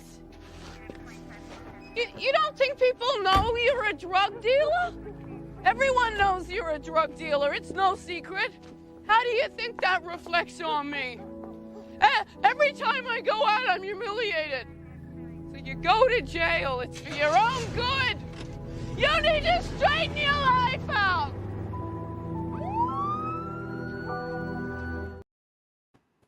Yes, ladies and gentlemen, you need to straighten your life out, Marcus Jordan. Jeffrey, you need to go check your son. Because y'all was sitting around here disrespecting somebody who was out here just giving his son the best opportunity to accomplish his dream. And instead, you guys, like we always said, you Zesty Jeffries, you guys are deadbeat fathers. We know this. You guys would rather spend money on Jordans than your child support, so much that your wife taxes get taken away from you. Because you are not here paying your child support. You guys have no idea what it is to be a father, because Michael Jordan was never a father to his own children. And that's the karma y'all get. And this all happened during the Olympics while y'all was sitting around here hating on GOAT James because he was voted as the flag bearer and he was bringing home the gold. Y'all were completely upset. I don't ever remember any American athlete, male athlete, holding the flag like that. Look at them cheering in France, our allies who helped us win the Revolutionary War. Y'all don't know shit. This is why you come to GOAT James Kingdom and start crying in the comments. And that's all you good for, is for crying in the comments. So after LeBron James did all that greatness, you still gonna cry.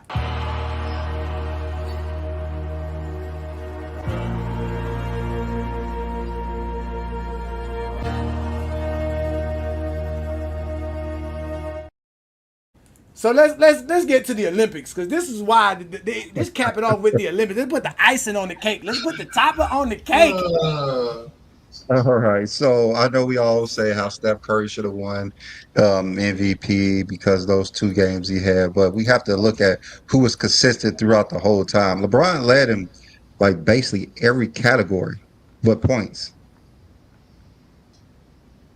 And that's First at the end. in assists, And that was at the end. rebounds, If Stephen defensive Curry hits- rebounds, steals. Yeah. I mean, field goal percentage, field goals made, 2-point percentage, 2-pointers made, efficiency, second in points by 4 points to Steph because he won that fury at the end, the last 2 minutes. Most field goals made, second highest, plus or minus, next to Booker, I believe it was. I mean, and then we even look at where he's at all time in the U.S. He's number 1 in wins, games won in the Olympics for a U.S. player. Second in points, field goals made, rebounds, defensive rebounds. He's actually first in steals. I don't know why I put that right there. Second in gold medals, 4th in 3-pointers made, 5th in blocks. Right, what? This guy. Who's first in medals? Is it Melo? No, For what? KD. That's right. I think Melo had him. Okay. KD. No, KD just won his 4th. Said what'd you say? Who has more what? Melo got 3. Gold medals. Melo, I think, got 3. Gold medals, yes. Melo has 3 with LeBron. The kid needs to go, so. No, they were upset. Brandon, you remember they were upset? Remember they were talking crap? They were asking silly questions about who was supposed to do this, who was supposed to do that, who was going to be the leader of the team. You remember he got voted as the captain. They were all upset.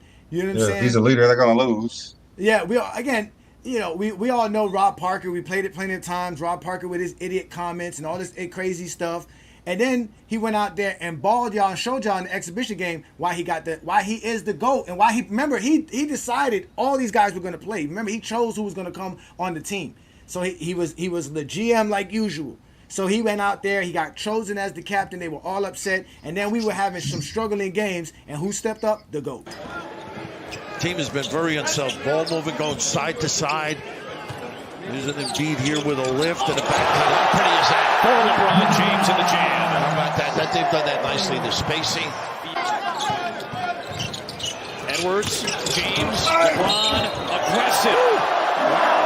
How about that? How did he stay in the air that long? He's at the NBA level, has knocked down 5 of 8 and has 20 points today. Look out there jamming it up, letting it force to the deep shot, taking advantage. LeBron. Thor will pick him up. Hole all over Steph. LeBron drives for the lead. He puts it in. With 8 seconds.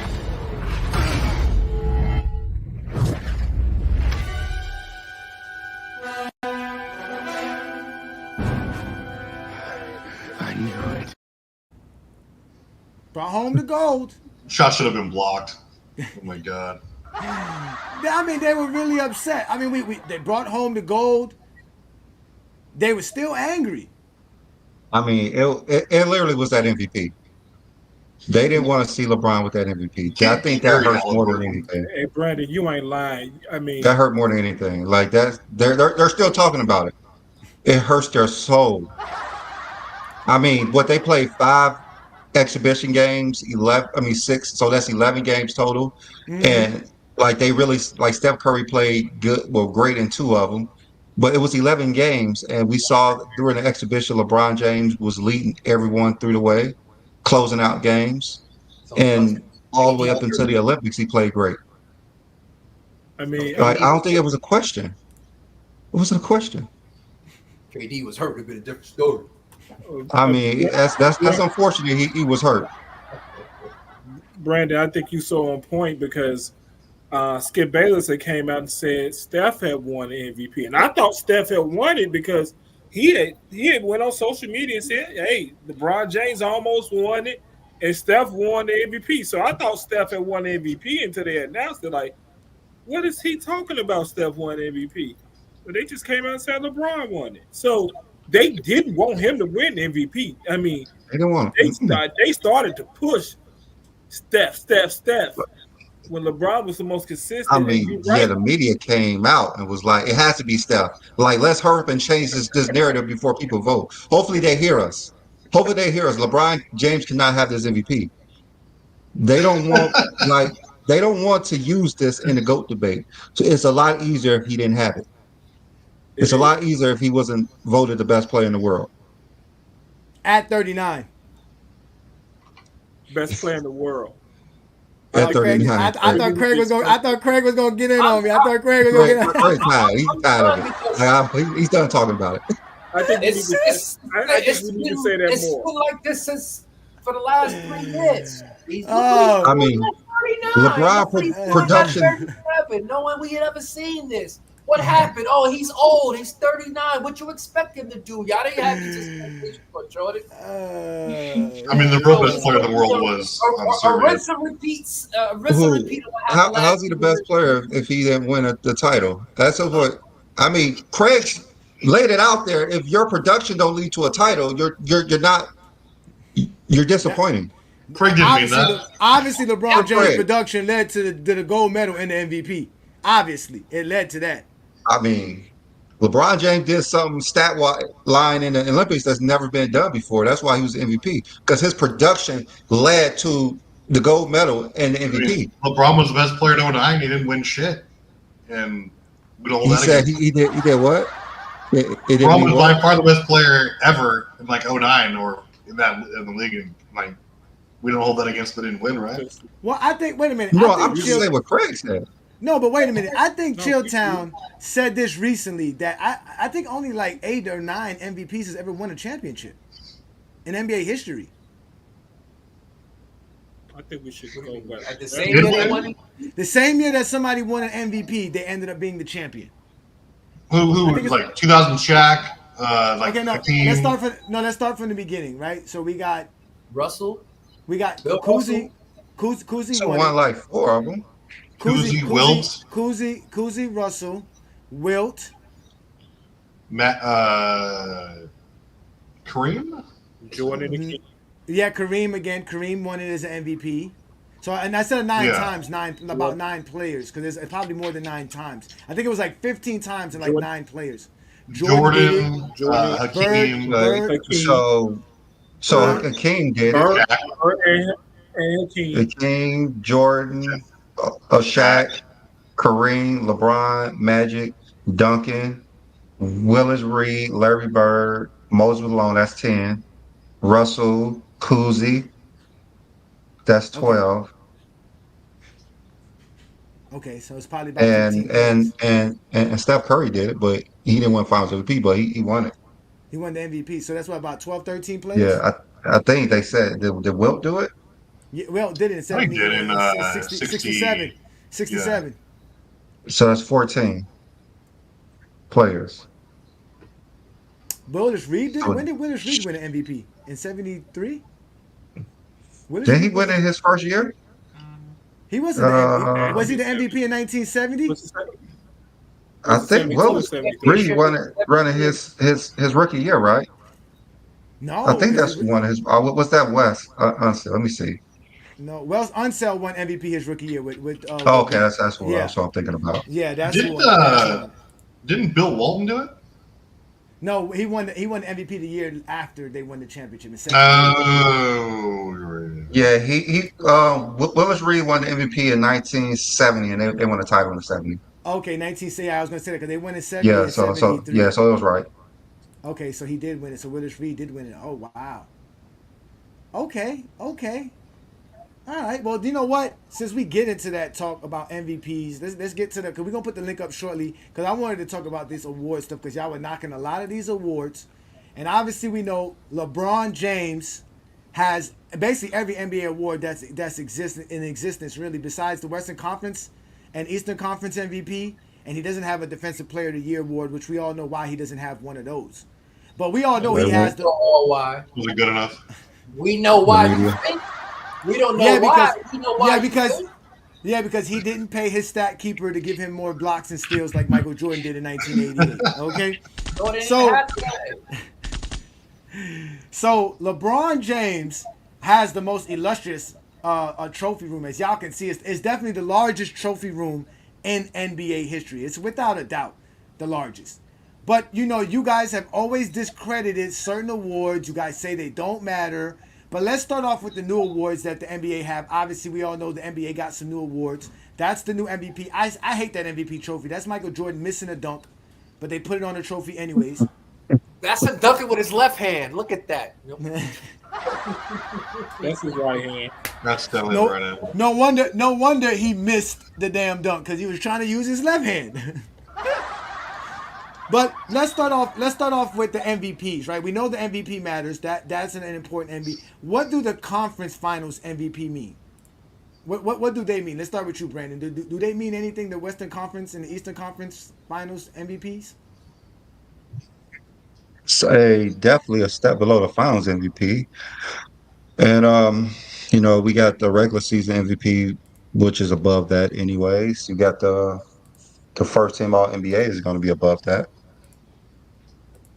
I don't really know where we'll rank that at in like a order, but it's probably significant in the future. Yeah. Like the in-season tournament, I guarantee you, it's not even LeBron. It's gonna take a team that wins the in-season tournament and the NBA championship the same season for really people to catch up on it. Because right now the team that won it didn't even make it past the first round. So the legitimacy of that has to be something that wins it and either make the finals or win the finals. Because everybody's seen it as a second place trophy. If the Lakers would have won the title, they would still try to downplay No, that would have legitimized the in-season tournament trophy. I don't think it would. I think they that's would have been the only team to do that. First team at that. Just wait till somebody win the in-season tournament MVP and finals MVP and league MVP in the same season. That's going to set everything off. You'll get to do that next year. I believe. Well, we already know this in-season tournament is going to be more competitive in the minds of the haters because people are going to try to win it. And it should be. That's why LeBron James and the Lakers winning it made it important. It's a good thing the Lakers and LeBron won it, because now it does have some significance to it. It's a trophy and an award and an accomplishment that the GOAT did. That's what y'all fail to realize. Y'all be hating on things that LeBron James does. It's just as simple as going to the NBA.com and seeing who has the most trophies in NBA history. And it's LeBron James. Like, they don't want to accept nothing LeBron James does. Nothing makes LeBron James greater than anybody, all because it's supposedly your eye test or your feelings. Even if we go to the NBA seasonal awards and honors, the ones that you just get for the season, because I know they don't like Player of the Month and Player of the Week, although there's trophies for Player of the Month, and the Player of the Week is automatically a part of the GOAT debate because it's on Kobe's statue. But when LeBron James has more honors and awards than Kareem Abdul-Jabbar and Michael Jordan put together, all of a sudden it's not supposed to matter. When Kobe Bryant has more seasonal award and honors than Michael Jordan does for his career. But all y'all do is make excuses for these awards and accomplishments, and then y'all get mad when we want to use stats. So if we can't use stats, we can't use accolades and achievements, what are we using to say anybody's great? How is Jordan great? And none of y'all saw Michael Jordan play, so you can't say it's based off your eye test. That's how Jordan made him feel. The media knows how the media made him feel because they didn't even watch Jordan play. It's how they make them feel. It's how Gatorade made them feel. Since all these awards are media driven and your guy got the bow, so I guess we know who's the media golden child then by that logic. Because every award some of them given is by not the media NBA driven. are media voted, right? No, not So everyone. the same Player people you're of the month. trashing No. is the same one giving you a legitimate argument for LeBron being the GOAT. It's the same people. Where are we only bashing the ones that are loud and boastful? The who ones have that the won, largest. it's the same ones that No, vote. Craig. The guys who have the You loudest literally and just said the reason why he didn't win a defensive player of the year is because the media are fans of Jordan and he won one. yeah, they didn't want to vote for him. They didn't How vote. They didn't logical- vote for him. How logical do that sound? The media. No, is because Jordan if just a why little LeBron bit of did. them because just a little bit of them voted for him, he would have won it. It wasn't like he lost by a lot. He lost by a little bit. He lost because that little bit of that Michael Jordan fan base. Something that Jordan did in 1988. That's somehow something Jordan did. Jordan got a fake MVP. That fake defensive player of the year don't count. Well, but show me in the NBA.com the same one you just pulled up that is fake. Show me at NBA.com. The same one you just showed me that shows LeBron with all these awards. Show me the NBA.com saying that defensive player of the year was fake. Okay, so show us where player of the month is fake. That's not by the media. Show us where player of the week is fake. That's not by the media. But y'all say it's fake. Who said it was fake? I heard it doesn't count. We hear it don't count. And that's not a media award. That's voted by the NBA execs and teams. I mean, is having the most player of the month than anybody, that's not impressive? Almost damn near twice most than anybody else. On top I mean, of that's that. not impressive. If we talked about the Moat Player of the Month award as much as we talk about the 40,000 points, maybe it will be. But we don't. No, but Craig, is it impressive to you though? Is it impressive to you? We talk about scoring titles more than we talk about Player of the Month awards, but yeah, because of the media. Yeah, because of they the don't Jordan wanna talk media. about it. But Yeah. to you, is it impressive having the most? Listen, Craig. They are the minority in the media, but they have the largest and the loudest platform to speak on. That's what you fail to realize. That's why you don't hear nothing about the player of the week, player of the month. They don't get a vote for that. So they feel disrespected. It don't count. Why am I going to talk about something? But guess what? It's on Kobe's plaque. It's on his statue. So it means something. I've never watched a halftime show. I've never seen a game where they announce the play. It's something they announce online after the week. Craig, you really gonna say that? Are you? I mean, you guys really don't understand how good we are here in Goat James Kingdom. You guys really don't know. I didn't say it doesn't happen. I said I've never. I know you've never seen it. I know you've never seen it because again, none of y'all watch Michael Jordan's career. And what were they going to talk about at a halftime in an NBA game? NBA Player of the Week. It's on Kobe's statue. Like I told you, we don't make shit up in Goat James Kingdom. We look it up. What Kobe statue have to do with Jordan and LeBron? See, this is what I mean. Y'all always it's the GOAT debate. We're talking about the GOAT debate. We're talking about the GOAT debate. It's not just Jordan, LeBron. It's just LeBron. Like Marlon Malcolm said, his new name is Mythical Jordan, not Michael Jordan. It's Mythical Jordan because everything's a myth about the man. Y'all just sat here and got upset. Listen, there's somebody right here talking nonsense. He said, man said player of the week because they never watch basketball. All right, so we're gonna every week we're gonna announce when the basketball season we're gonna announce the player of the months and the player of the weeks after every episode. We're gonna get everybody acclimated. The NBA announces it. The NBA announces it. We got a new member. Shout out! No, he's been a member for a while. Shout out to you, Daryl Heitch. He says if an accolade and an award doesn't count, then it shouldn't exist. Therefore, all accolades and awards count towards a player's career. It does count. A lot of sense. That makes a lot of sense. It's there for a reason. It does count because when the NBA listed there, it means it counts.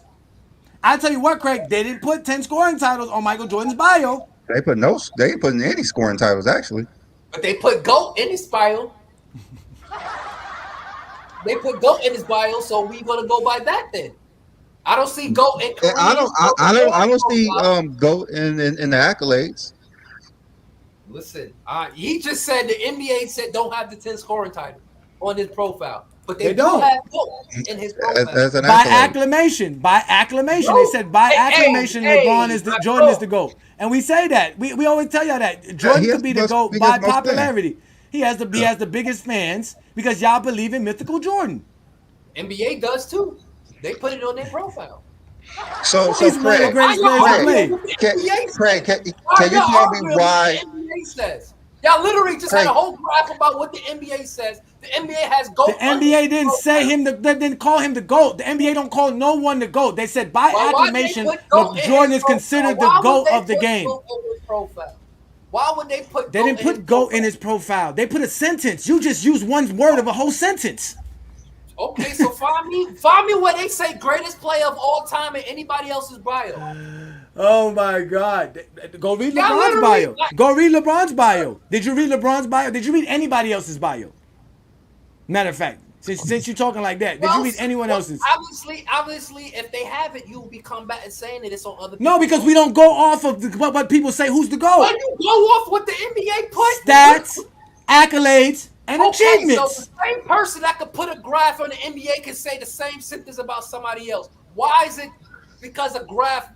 Somebody put a graph. Their words don't mean the same thing. Why? What you mean? Their words don't mean the same thing. What words? Who words? Who? Sam. So Sam Smith words. The guy who wrote Jordan's bio for the NBA.com.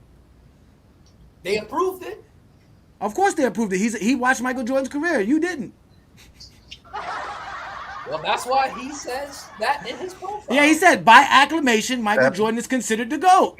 Because there's so many people, and acclamation means by popularity, by large praise. Jordan's considered the GOAT, not by stats, not by accolades, not by achievements. Well, tell somebody to put by stats, by accolades. LeBron James is the NBA doesn't have a GOAT debate. That's why GOAT James Kingdom exists. We have the GOAT debate. Fans have it. Somebody to even be considered the greatest of all time? Because Jordan's in the GOAT debate. What we should so we should eliminate the word GOAT from any time talking about Michael Jordan. Is that what we should do? No, you literally just said why would they put that on his profile? I'm telling you that's not. There's a debate for the GOAT. It's not evidence that Jordan's the GOAT. That's the point. You're trying to use it as an evidence to say he's the GOAT. I'm telling you the NBA lists actual. No. You're trying to use words versus trophies. I'm telling you the NBA is not telling you words. They're telling you what trophies that they recognize. When was They don't recognize words. Words don't make you the GOAT. That's the whole point. You're trying to use words. I'm trying to use a trophy, an actual trophy that exists. When was it put on his profile? What year? That one right there, that's whenever they made his profile. Sam Smith made his profile. Now, what Craig is talking about is the NBA 75th team. On the 75th team, the NBA.com wrote Jordan's the GOAT. They said the GOAT of basketball, Michael Jordan, blah, blah, blah, blah, and they went talk about his career. And that's for the 75th anniversary team. The top 75 players of all time, they think he's the greatest one of them. They could think that all they want to. The guys who wrote that article. Hey, you think LeBron's the GOAT? Why is it a problem with somebody else? I don't think it. I prove it. Why is I it can the prove it. problem that somebody Nobody can prove it. Because nobody can prove it. Because nobody can prove it. Just saying it don't mean it's true. You have to prove it. We don't just say it in GOAT James Kingdom. We spent a whole hour and a half proving it. We don't just say things. I wish that in GOAT James Kingdom, all we had to do was say LeBron's the GOAT, and that would be enough. But that's not what it works. Because they can't accept the truth. They can't accept the facts. The facts are LeBron James has a more illustrious career. He's played better for longer. He's done more than Jordan. Jordan doesn't do anything better than LeBron James on the basketball court. Nothing. He really doesn't do nothing better than LeBron James on the basketball court. It's your opinion. I'm just saying. The stats and the numbers say it. I'm not trying to tell you my opinion. My numbers are, and that's why this has been a horrible 2024 for the Zesty Jeffries. I'm tired of this shit.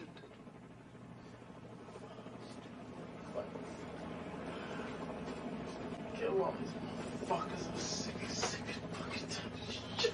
I'm sick of this shit. I'm so fucking tired of this shit. Fuck this shit. You fucking tired of this shit. I'm like, kill all you motherfuckers. Come on, me, motherfucker. Butt-nicking, nasty or no? Can you make a butt-nicking, nasty or no? Butt-nicking, nasty or no? Butt naked nasty or no? Can you make it butt naked nasty or no? Butt naked nasty or no? I'm just saying, we got proof. They keep saying we don't got proof. This is what they use right here, Craig. I can prove LeBron wore 23 because of Jordan. Does that make Jordan the GOAT? Yes. If you can prove he was. Oh, to them. You know what I'm saying? We can't talk basketball. We have to talk feelings. Well, Then when you been talking about coke and sniffing coke for the like the. No, that was very, very important. That was very, very important. That is a very, very important part of this whole nightmare. Because they wasn't expecting that. When we woke up that morning and we saw all the footage of this man just enjoying his brunch. I mean, to start off your day, that's some wild shit. No, now you can see why he didn't make the NBA. No, I can see how. Willie said, off the first all, you took it off. You can put it up. Anyway, yeah. The first team all defense makes Jordan the greatest in his mind. I want to do that make Gary Payton better than Magic Johnson? Defensively, yes. Shots fired. Shots He fired. has I don't know if that's a hot take. He has different standards for different players. So, of Well, course. ask this question based on all defense. If he has more, you can't use an all defense selection for overall. I mean, it's a great. Again, we never tell y'all Jordan's not great. See, that's Yes, the you difference. did. When we know Jordan's great. I mean, I'm the one who has Jordan as the least greatest here, right? Because I'm the only one who got Jordan third on their list, right? So, Travis almost choked. Sorry. No, I said when you talk about LeBron, like what the best argument for LeBron being the GOAT is you could talk about his overall like what we've talked about the last hour and a half. Like he has the most like all NBA selections. Correct? Yeah. Okay. So he has the most. The statistical cumulative argument isn't going to be matched by anyone. But like, what's the other side of it? Does he have the most? Does he have like the most statistical awards per season? Like as far as like scoring titles, assist titles, rebounding? No. Other players have superseded him in that as far as dominance as far as the season goes. Does he have the most major accolades as far as like if people want to discount like player of the week, player of the month? Does he have the most MVPs? Does he have the most finals MVPs? Does he have the most all defensive selections? First or second team? No. Does he have these things that like are just awarded for like especially nobody's gonna play 21 years as consistent, but as far as like in their prime, they've accumulated more than him. Kareem, 6 MVPs in 10 years, and like 4 block titles when they started counting block titles, 2 like a rebounding title. So he has more in-season titles than LeBron does. LeBron only has 2. Okay, so I'm saying if you're gonna make an argument against LeBron being the GOAT, you can argue that players were more dominant during their time in space than he was on a season-by-season basis. Like statistically, as far as those awards go, things like that. Analytically, it's close because I think only 2 players are better analytically or have a case in them. But like that's what you can argue against him. There's no argument against LeBron being the most consistent player ever or having the most illustrious cumulative career. None. You want to have a B student for 8 years or an A student for 5? That's how I look. I mean, but to be fair, seasonal titles don't mean nothing. Like who led the league in scoring this year? And who was the player of the month for the first week of November? No. Who led the league in scoring Who was the this player year? of the month for the week of September? The first week of September. Tell me right now. I know who was player of the week. I know what's his name. Julius Randle won it. I can tell you an MVP faster than I can tell you a player of the month. Okay. Yeah, but we never said the MVP who's don't the matter. lead scoring title? I just want to know who led the league in scoring this year. Do you guys know? Luka. Would you say he had a better year than Jokic, who didn't lead in scoring or any seasonal titles? Luka's the wrong person to compare anybody to today. No. Better year? Who led the league in assists? Would you say that person had a better year than Jokic because his all-around game is superior? Being superior all around is going to always be better than someone who's leading in rebounds or who's leading in block shots. The point guard from the Pacers led it. Yeah. Halliburton led it. Like, no one's going to ever say that, but since Michael Jordan has scoring titles, that's the only thing that we boost up. No one, just like, for instance, if we're saying, do Michael Jordan, all defensive first teams, make him the GOAT? We would say no, because there's other players who have done that. There's other players who have more all defensive teams. So no, those all defensive first teams do not make Michael Jordan the GOAT. But when we say, do the all NBA first teams make LeBron James the GOAT? Yes, because no one's done that before. Sure, but Michael Jordan's one of the 10 best scorers of all time, and he has like the most defensive accolades, or tied for the tie. All I know is LeBron James is number one in All-Star selections and All NBA selections, and it's the only award and accolade that existed since the beginning of the NBA. All-Stars mean nothing. There's no. You can say it means nothing. It means a lot when you make the All-Star team. Yeah, and those make LeBron James the GOAT. Those clearly make LeBron James the GOAT. I don't understand, man. You can't. Those all NBA teams make LeBron James the GOAT. All-Star means go, but I mean, like All-Star teams means you're popular with the fans, and All NBA means you're the one of the best players to play the game. LeBron James should be the GOAT, right? He got the most All-Stars. No, because he doesn't have the highest praise.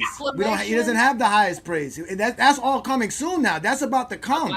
That's why all this is ending everything. This is changing everything. Now, when there's somebody else in this debate, and y'all gonna treat LeBron the way they be cheating on Jordan, they're gonna be looking at tapes. They're gonna be looking at Jokic.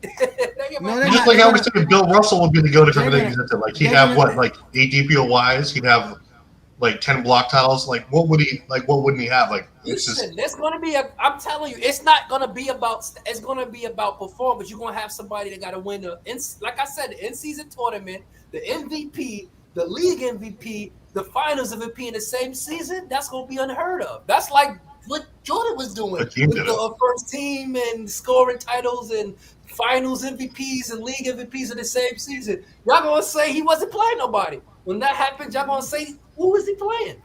No, we're gonna But say that's what LeBron your did. career. No, everybody keeps saying what's gonna happen when another great player comes along. We're not gonna be Zesty Jeffries.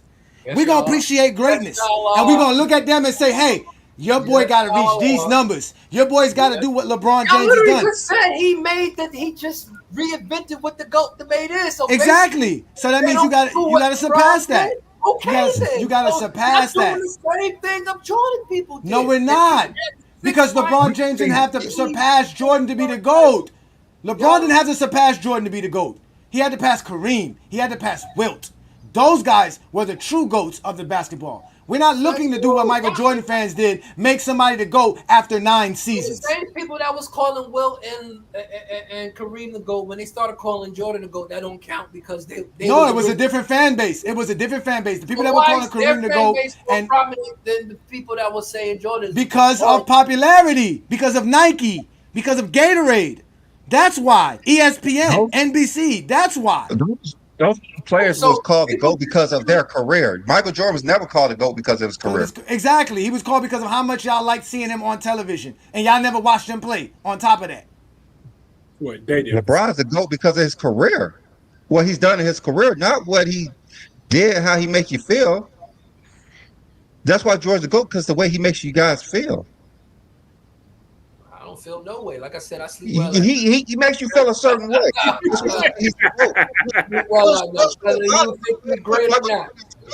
It's only how you feel. It's only how you feel. Yeah, because when I tell you about, you would say Jordan's the GOAT. No, because they talk about the All NBAs, right? Listen, if longevity matters, why are we putting together over 30 years of an NBA career and they still don't equal up to LeBron James? And he's one of the 2 greatest players to ever play the game of basketball.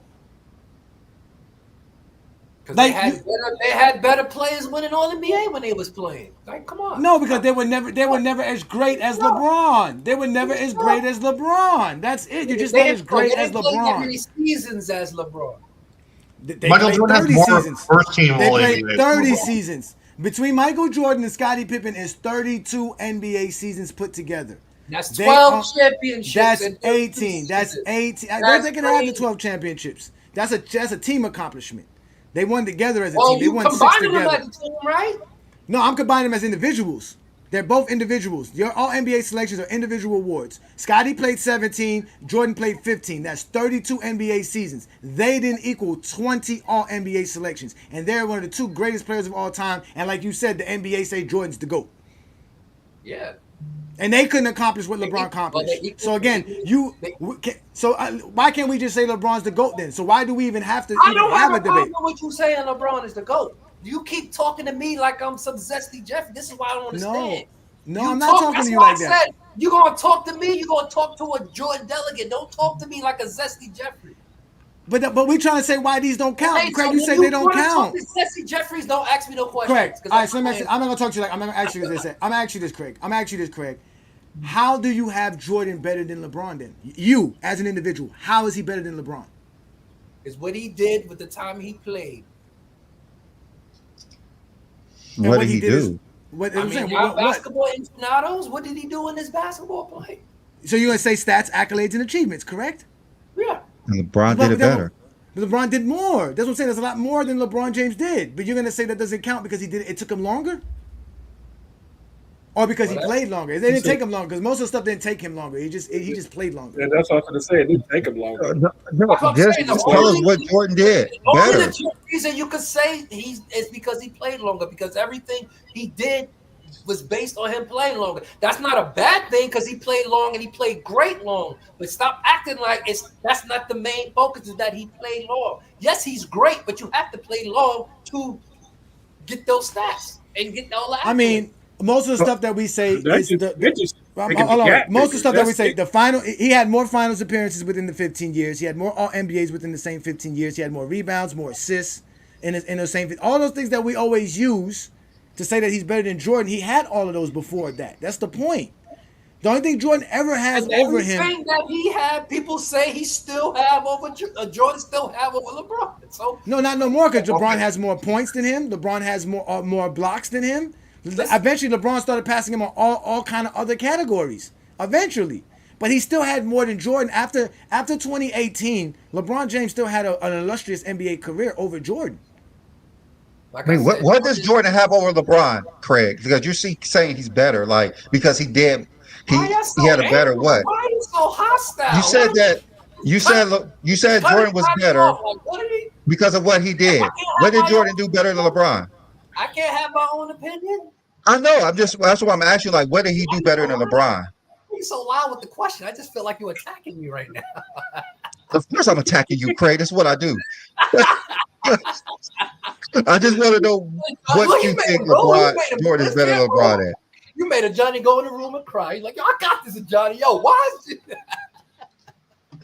No, I said the reason why I have Jordan 1 and LeBron 2, it hasn't changed. It's what Jordan did at the time he played, what he did, what he achieved in the 15 seasons. I feel that it was better than what LeBron was doing in his 21 season, in my opinion, for what I like.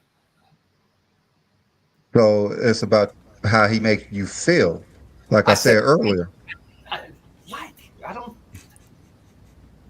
All right, listen. Craig is Craig, and Craig has the right to his opinion. But we're not gonna let no one else speak for Craig, and we're gonna let the Zesty Jeffries up. Are y'all ready to let some people up so they can tell us why we tripping with all these accolades? Are y'all ready for that? Do y'all want to do that? I mean, Travis agreeing that LeBron's the GOAT now, so that's all that matters.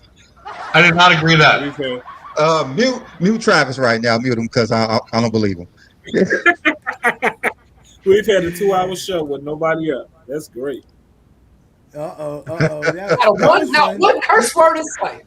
All right. Well, listen, we are we about to bring some people up. So let's have some fun. Let's enjoy today's program. The link is available in the chat. You guys are more than welcome to show up. So whether you're a Michael Jordan fan, whether you're a Zesty Jeffrey or not, or if you're just an MJ police, if you just want to stop us from doing what we do here in GOAT James Kingdom, you're more than welcome to do that. Join the link. It's there available to you. I'm going to put it up in I other got places. a rule. If you come up here and you're a Jordan fan, you got to say one nice thing about LeBron first. Craig, you done messed up, Craig. Jordan's better analytically. He has more MVPs and more first-team All-Selections. He's better than LeBron. I've come up here to cut. More impactful to the team. Look, they was in the back waiting online like a pair of Jordans was coming out. Look at them. Look at that. We're the Jordan fans. We know what Twin Man and like Ray Brown are going to say. We want the other people. Travis, how They, dare you? they I only want to defended be you in the comments. They Oh, only want to be in the right now, comments because they know if they say it out loud, it's not gonna make sense. You know they safe in the comments. Yeah, because once they say it out loud, it's not gonna make any sense. And first of all, let's do this. I'm sorry, let's do this because Twin Man showed up here. He is a GJK member. Twin Man, go ahead, Twin Man. The floor is yours, Twin Man. You heard what we've been talking for 2 hours. What you got for us? First things first, Travis, you gonna dump on me after I defended you in the chat against Jim Brown? Really, Travis? That's what we doing? Thank you. Called you a fraud, not defended you, and that's what we doing? I love you, Twin. All right. But I don't, Craig, I don't like your logic. Your logic that if you don't win the championship while putting up great numbers, that it doesn't contribute to winning, that means a lot of players' production doesn't count. We're talking Ja, Shea, Embiid, Giannis, Luka. That is your logic. That's what you said. My logic was with LeBron James putting up numbers for 20 consistent years, but the numbers didn't result to the same results for the same 20 consistent years. But you can say that about any player for 7 seasons. But you can say that for any great player, Craig. Craig, can you say that for any great player? Can you say that for Wilt? Yes. Can you say that for Kareem? Yes. Wilt was horrible his last 2 seasons. Jordan was horrible his last 2 seasons. My point is, I'm talking about the production that they produce didn't always lead to a championship. So did that mean their production didn't lead to winning or didn't amount to anything? What I said was the same way y'all praising him for what he's doing, his great stats, they're great stats, but they're not the same as what he was 10 years ago. That's what I said. Y'all took it to the whole, y'all praising him like his stats is doing the same thing they were doing 10 years ago, and they're not. That's what I said. But hold on, Craig, if we're talking 10 years ago, and if we're talking 2014, he had a better team than he has now, correct? Hey, wow. In 2014, Your team production, the players around, all that. He got an All-American on his squad. But hold on, but doesn't all that matter though? The team dynamic doesn't that matter? He said he got an All-American. I'm just saying, he's the only factor. He's the only sane person from those teams. He's the denominator. All right. So you stepped up to the MJ delegate, Twin Man, and you got the MJ response. Go ahead, brother. Continue with your soliloquy. Don't say my name in your soliloquy. Keep your thoughts about me to yourself. No, I just had that one quick comment, Craig. I just wanted to just understand what you're saying. But they have been crashing out, bro. Like, have you seen the Facebook group chat? This dude crashed out after somebody put like 5 posts in there crashing out. And then it's like, we can't ever just enjoy anything LeBron James does. It always has to be something negative. And that is the major difference between this era of basketball and any other era of basketball. I think it was Gilbert Arenas sat here and said, you couldn't do what they do to LeBron and the players today to Jordan, Magic, and Bird. You wouldn't have a job. There was no Skip Bayless in the 1980s and in the 1990s. There was no Rob Parker. You're not going to have someone sitting here repeating on repeat, Jordan's 1-9, Jordan's 1-9. Yeah, he scored 63 points, but he got swept. You didn't have that. That's the biggest difference. There's a concerted effort to diminish any and everything this man does. And yes, Craig, the media's involved in that. Travis, stop trying to make it seem like just because some of the media tries to be objective, that the most influential voices in the media are objective. Because you had Skip Bayless, who literally built an entire career off of crapping on LeBron James. Let's be real. We wouldn't know who Skip Bayless was if he didn't have LeBron James in his mouth every other day. Facts. So it's sad. It's really sad that we really can't just sit back and appreciate the great basketball we've gotten from one player for 20 years. Like they didn't even do this. Look at LeBron James OnlyFans going. Like what? Absolutely not. That's weird. Why would we do that? Why would you do that for? All right, let's let some other folks in here.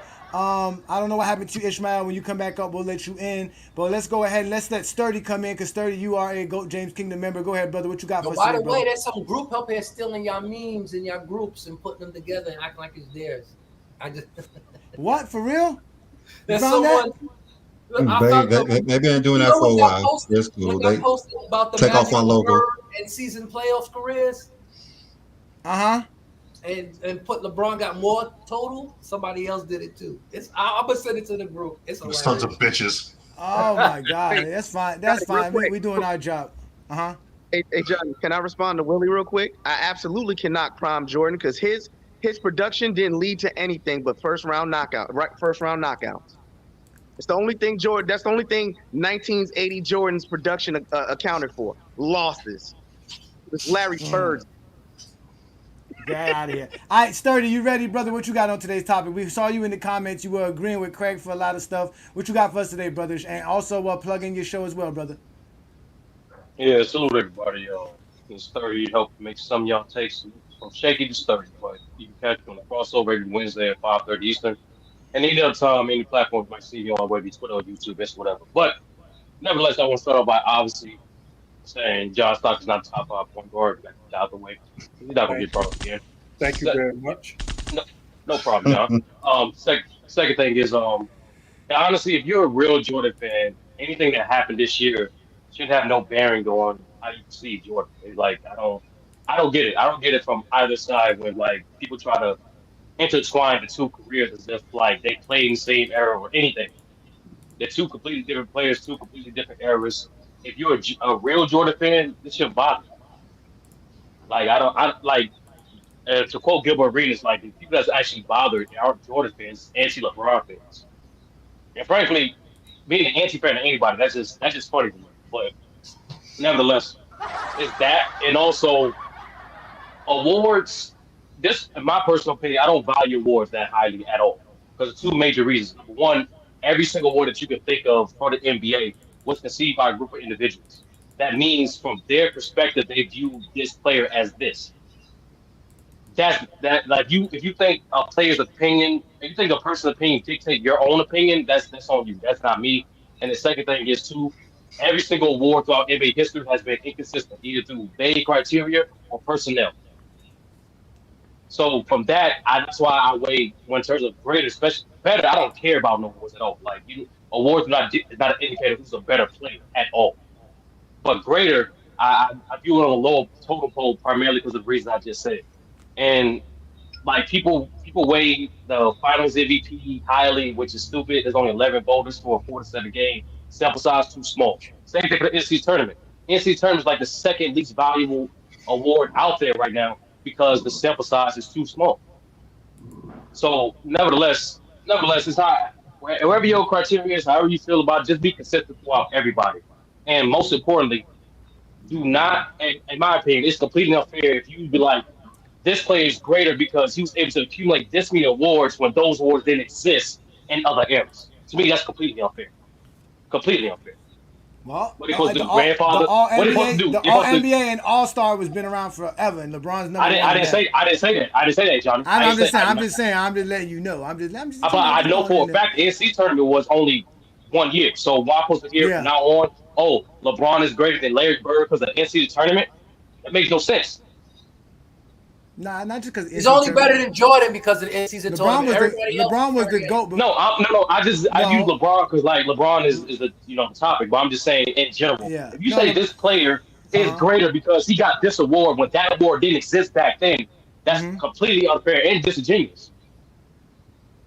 Well, they do it all the time for Finals MVP, all defensive selections, the Defensive Player of the Year. All these are awards that didn't exist when the league first started, and people that are in the GOAT debate. Yeah, that's why. That's one of the reasons why I weighed so low on my criteria. Is like 10% on how I rate. I'm greater and better. I don't use it at all. Like we go season by season of who gets like just for MVP. Like Embiid got MVP last year, but that was he the best player? No. And there's so many MVPs like that. Was Steph Curry ever better than LeBron? No. But because of like a group of 100 to 20 to 150 media say so, that makes him better?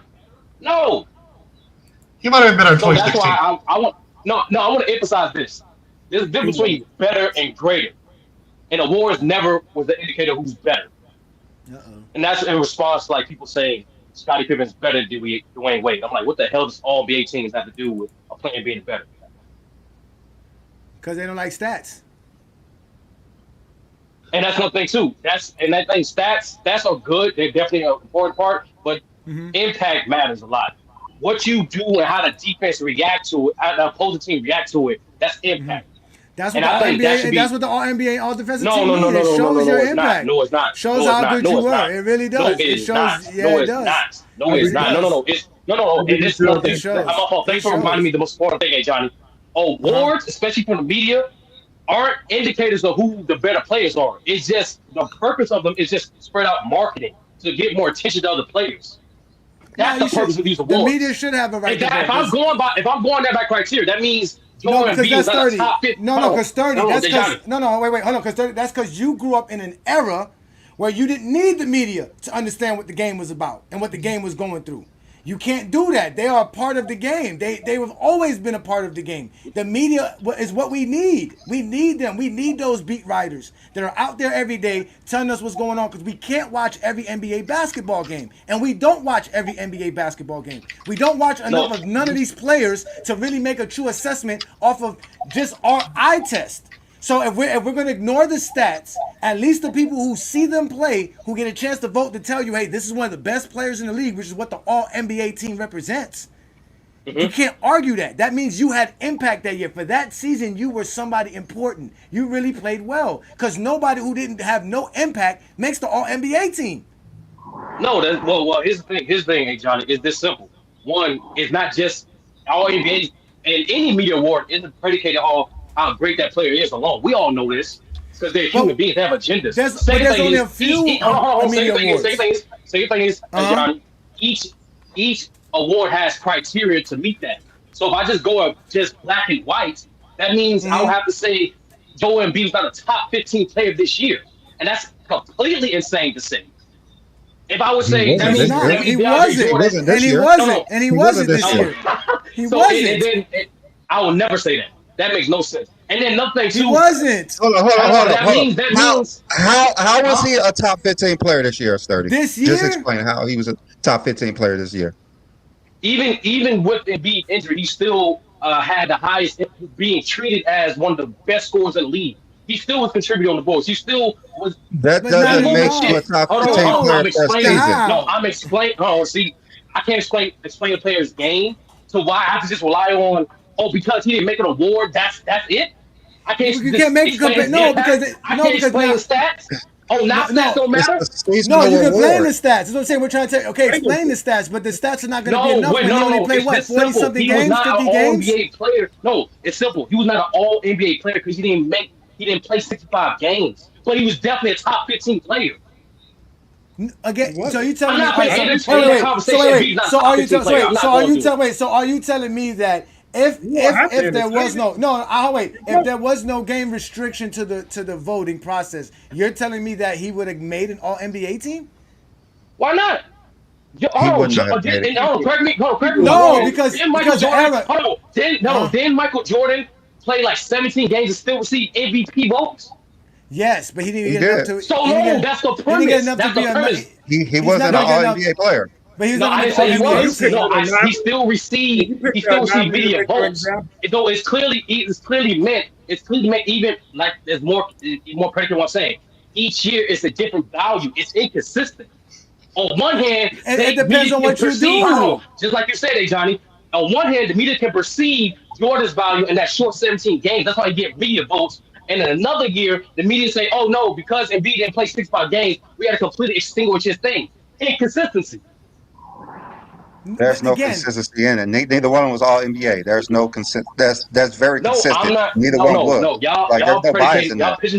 No, y'all pitchers, there is bias in it. And There's no y'all way. pitchers told me. There's I don't know not- what it's y'all not. hearing, but what I'm simply saying Joel is this. Embiid played less than 40 games. How is that top 15 player when he played less than 40 games? That's what That's we're the saying. point, yeah. I'm not entertaining the conversation if Joel Embiid For is that top 15 player. season, he was I'm not a not doing top it. I'm not 15 doing player it. that season. No, see, no, this is what he's doing. He wants to use Talent-wise, he talent. was. Yeah, talent-wise, yeah. Talent-wise, yeah.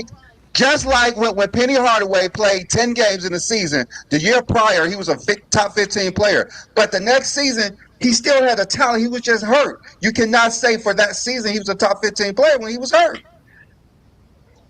Yeah, I'm not entertaining the conversation. If you want to say Embiid is not a top 15 player in the league, I'm just not doing it. All right. So, That season, oh my God. I mean, that's. Oh, wait, no. Start it. You said it best. You're not going to entertain it, and we're not going to entertain it. Let's move on to the next person. Let Ishmael speak up, so we're going to keep going. Because you said what you said. The awards don't matter to you. You have your own way of determining. No, that's not what I said. That's not what I said. That's what you said. You did say, you said awards don't matter. Awards don't matter. You said awards don't matter, and what you're saying is obviously, again, that's why you can have Embiid as a top 15 player, because you're going off of his talent. We're not going to argue that. With his talent is top 15. No, I didn't get to the stats. Y'all think this man don't have any stats. You can't go to the stats. He played 38 games. Them stats right there are null and void. So he okay, in 38 games, what stats are going to make him an all NBA 15? So because you can't be impactful 30-something games. 30-some games, you're not impactful. You're not impactful. That's why his team ended up being in the playoffs. The playoffs don't matter. What he did in the regular season didn't matter. That don't matter. They almost got knocked out of the playoffs because he didn't play. No, how did he play in the playoffs? The playoffs is not enough. He been injured. The playoffs is not enough. So that's what I'm saying. So now I can't gauge him by the playoffs. I can't gauge him by the stats he did present. I can only go by you don't make the all NBA team by the playoffs. You make it by what you did in the regular season. We're talking about being one of the best players in the season. Hey Johnny, that's what I'm saying. You can't be a Jamal Murray and get praised. We don't praise Jamal Murray because he does great in the playoffs and he's a horrible player during the regular season, or he's an average player in the regular season. The regular season is very, very important. There's a reason why they did the game minimums. You can't say somebody who played less than half the season is a top 15 player this season. That's impossible. So his thing, Johnny. No, that's in your opinion. But like I said, by the numbers. Now we can bring up numbers. Now we can bring up numbers. What numbers you gonna bring up to make him a top 15 player? What numbers you gonna bring a top 15 player for the regular season? So one, Johnny. What I'm about to say. Number one, Johnny. Number one, what I did specifically say when. Who is better? I don't look at awards. Awards don't matter. Who is greater? You need to answer. That's why I said started. You got to answer the question. What stats are you using in 2024 NBA season for Joel Embiid to make him a top 15 player? Let's entertain that. You wanted to entertain it. Let's do that. No, I didn't. I literally said 3 times I didn't want to entertain the conversation. Okay, so let me get on to Ishmael. So let me move to Ishmael. Can we move on to Ishmael? No, you can, but I just want to don't incorrect my premise, which is this. When it comes to who's better, awards don't matter. And greater awards to me are low value. That's why I said specifically. No, he just pretended like you just said something different. Please, let's move on to Ishmael. John, respectfully, you want to take. Don't ever do that. That's my greatest gift. I'm a great listener, and I hear your words. You just started. You've been going on for quite some time now. You've been going on for quite some time now. I'm trying to move on. Y'all want to push the NBA conversation. Hey, hold on, guys. Wait. Let's give Sturdy 60 more seconds. Before we go to Ishmael, I want to hear why he says that Kareem was the greatest high school basketball player, and I'm not going to stop him. I just want to hear his take. Okay. I'm sorry, B-Lee. No, I already had it arranged with Johnny. I'm going to definitely do that when Johnny does the explosive video for Kareem. I'm saying that for the explosive video. Okay. All right. That's cool. Okay.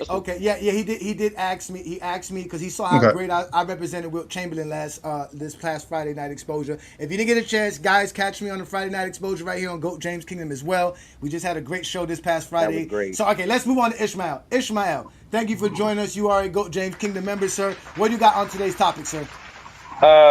Today's topic is about Is it about Jordan and he's like his fans is having a hard time, right? Is that what it is? 2024 has been a nightmare. Zesty Jeffrey nightmare. The whole summer. Yeah, I think it's gonna get worse. I think it's gonna get worse. It's like this is nothing. Like it ain't nothing. I think like things is gonna turn around. Like this is nothing. It really is. Jordan got caught cheating for stats. And then what else? What else happened? It was we are done with the 90s. Yeah, like it ain't gonna end. It's gonna get worse, and it's really funny that they can't handle this. Like they really got their panties in a bunch over it. It's really hilarious. I just think that it's just people are gonna come with a more open mindset on things, and they're going to really.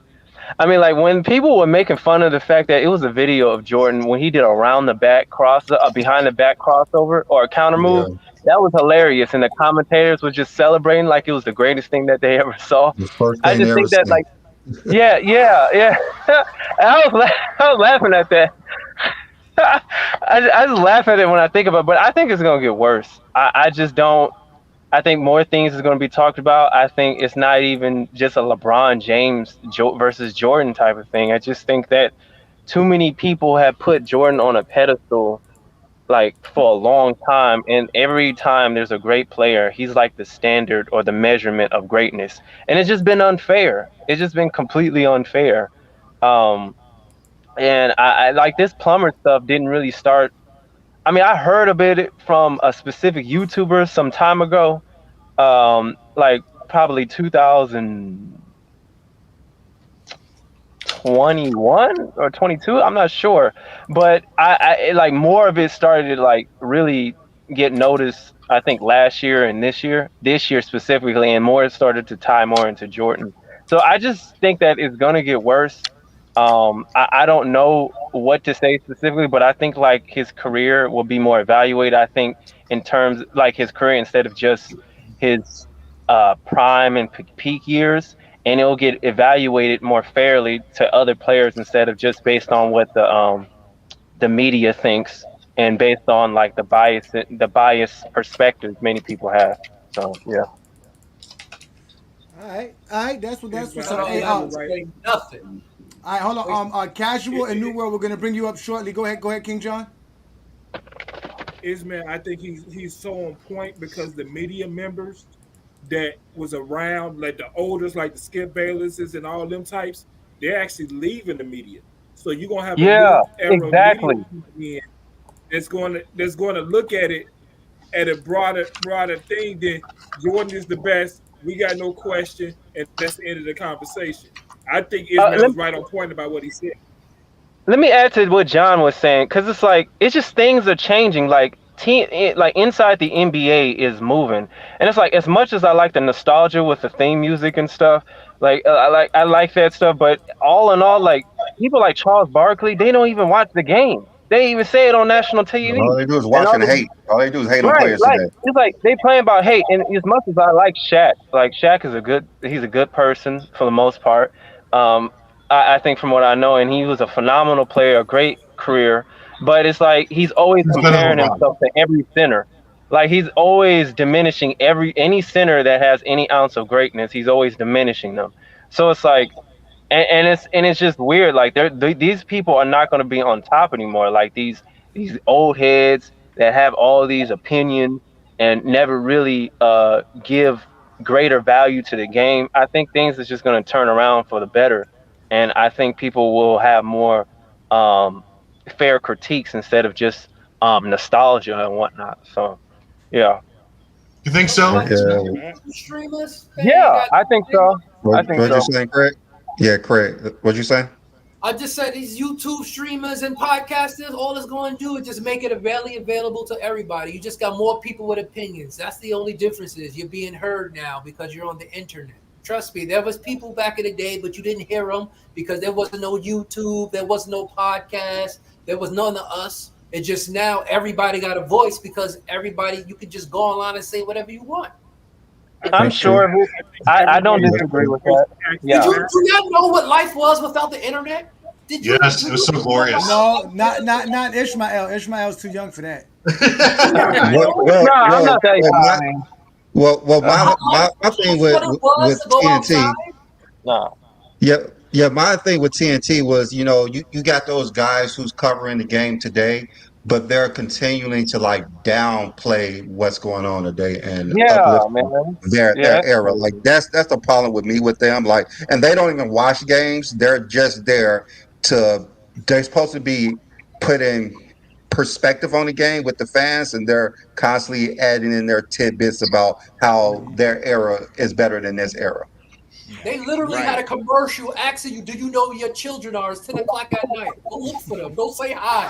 See, hold on, Craig. Even though they didn't have the internet back then, you still had plenty of big names in the media that steady pushing narratives for one particular player.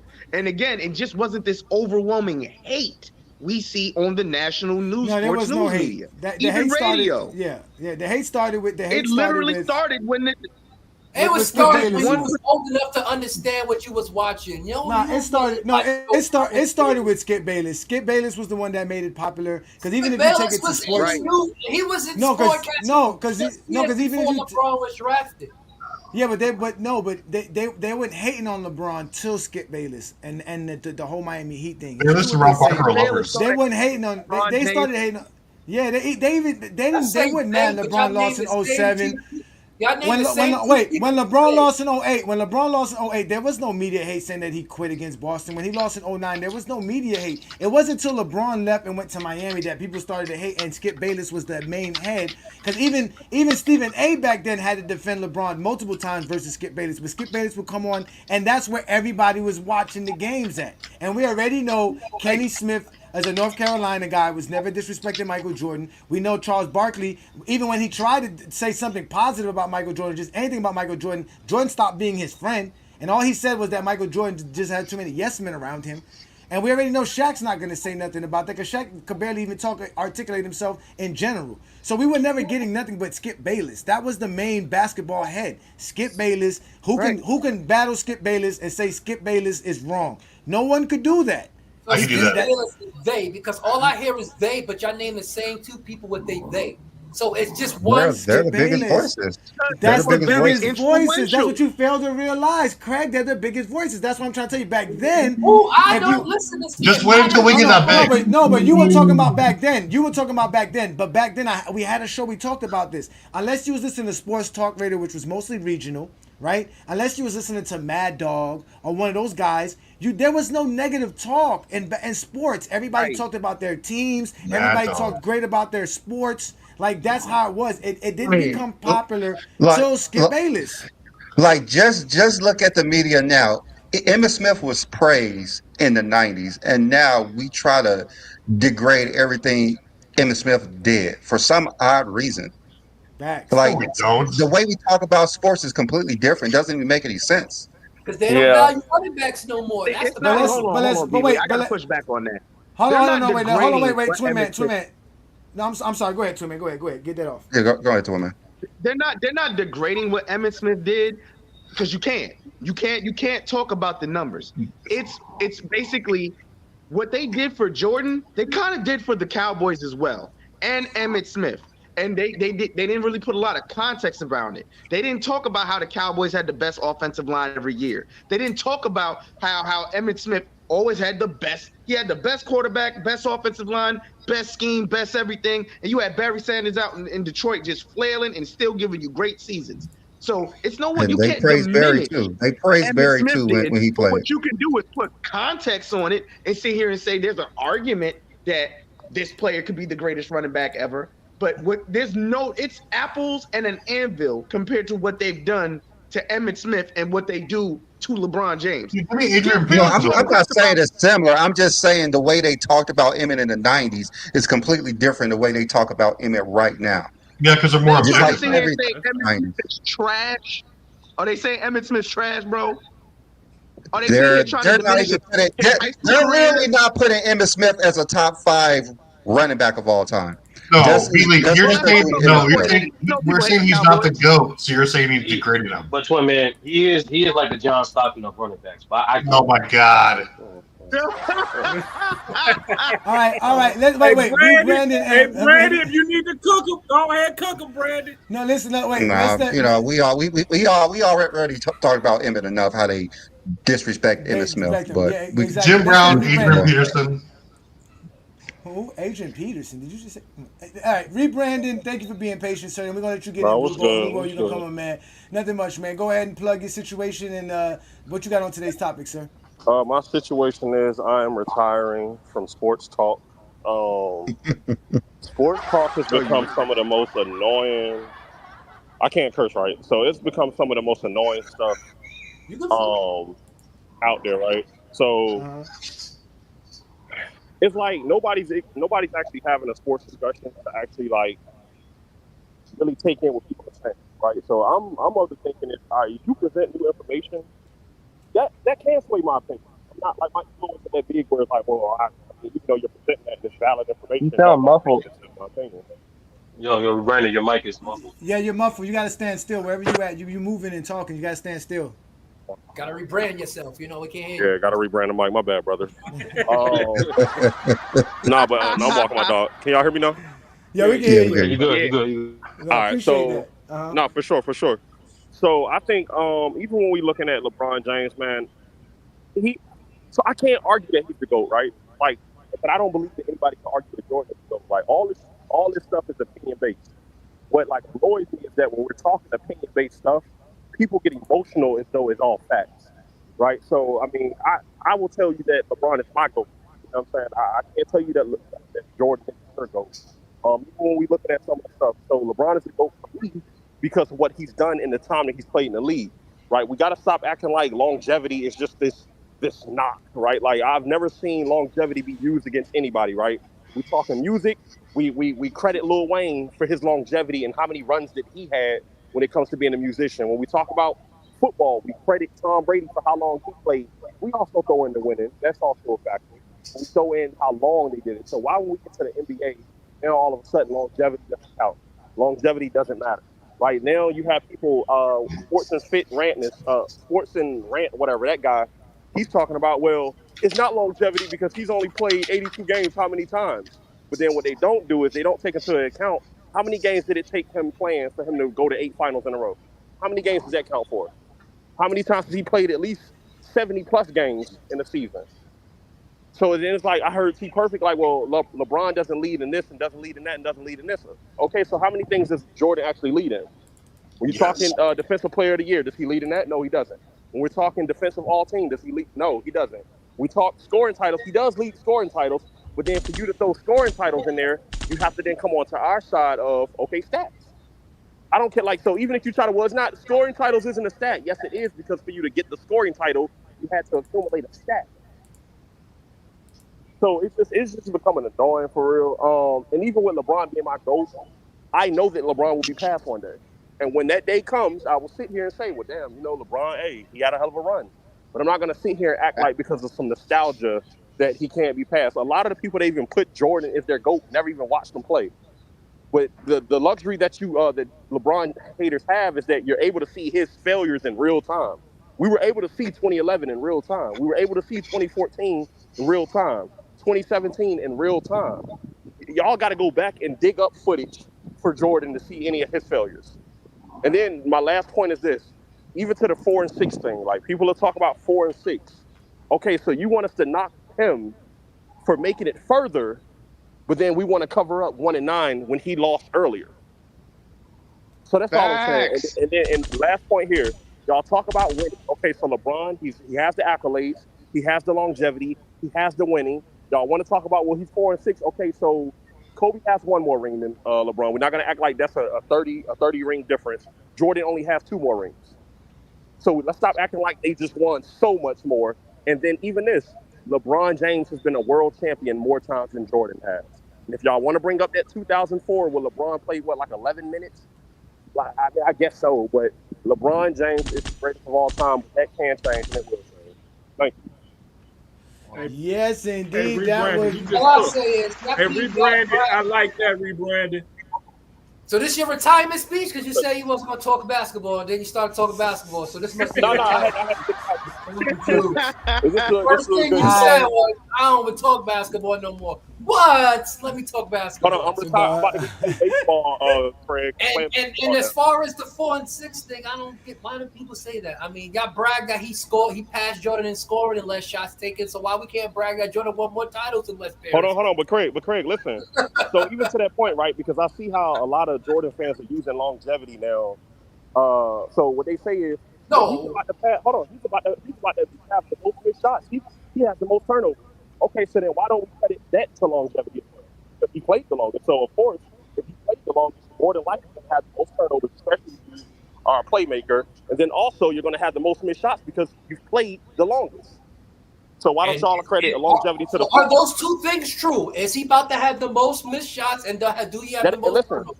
Listen, he is about to have the most missed shots. Is that true? Is it the truth? Hold on, listen. It's true. Hold on. Can you get the most shots? Can you have the most missed shots in 15 seasons? Hold on. So is all the other longevity stats. Hold on, also Johnny, true. But y'all don't talk about those. Okay, y'all don't talk about the negatives. 40. We're not supposed to be talking about the negatives when we're talking about He greatness. brought it up. I'm just asking the question. About greatness. But hold on, Craig. The only time we do this is when we talk about LeBron James. Everyone else, we talk about their greatness. This even the 4 and 6 crap. That was invented. You only talked about the championship they won. Who did Because LeBron James beat? just like he said, we don't talk about Jordan failures. That's your only.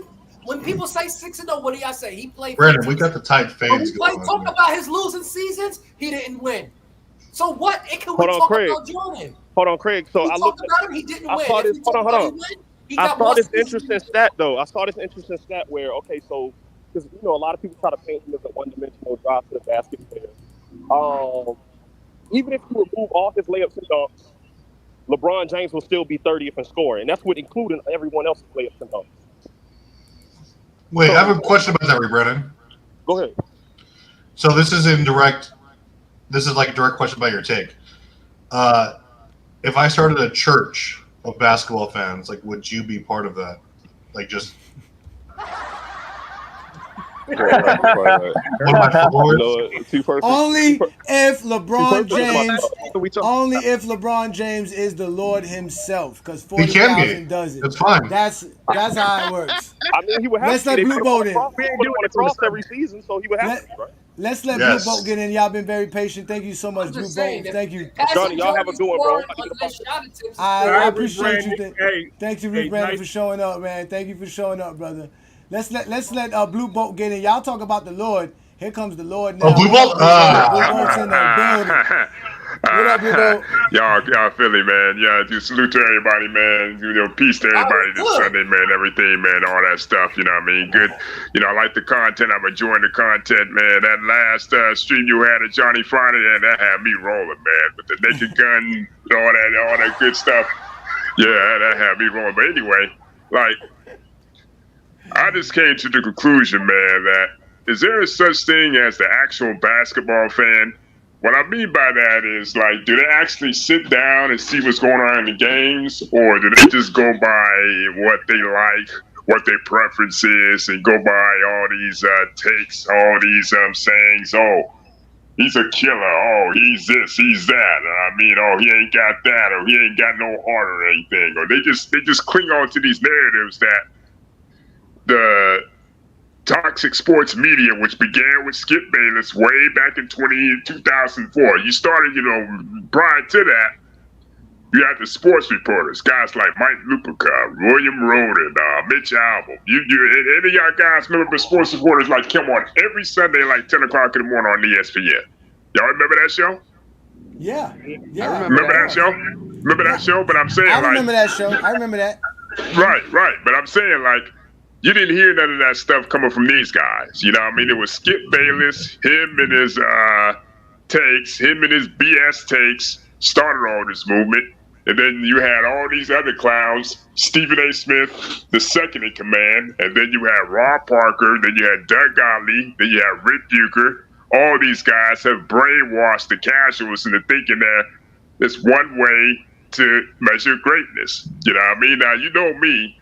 I have Mike as the GOAT as my own criteria, but if you don't, think LeBron James with the 400,000 points, 400,000 the X amount of accolades, yeah, 4,000 points.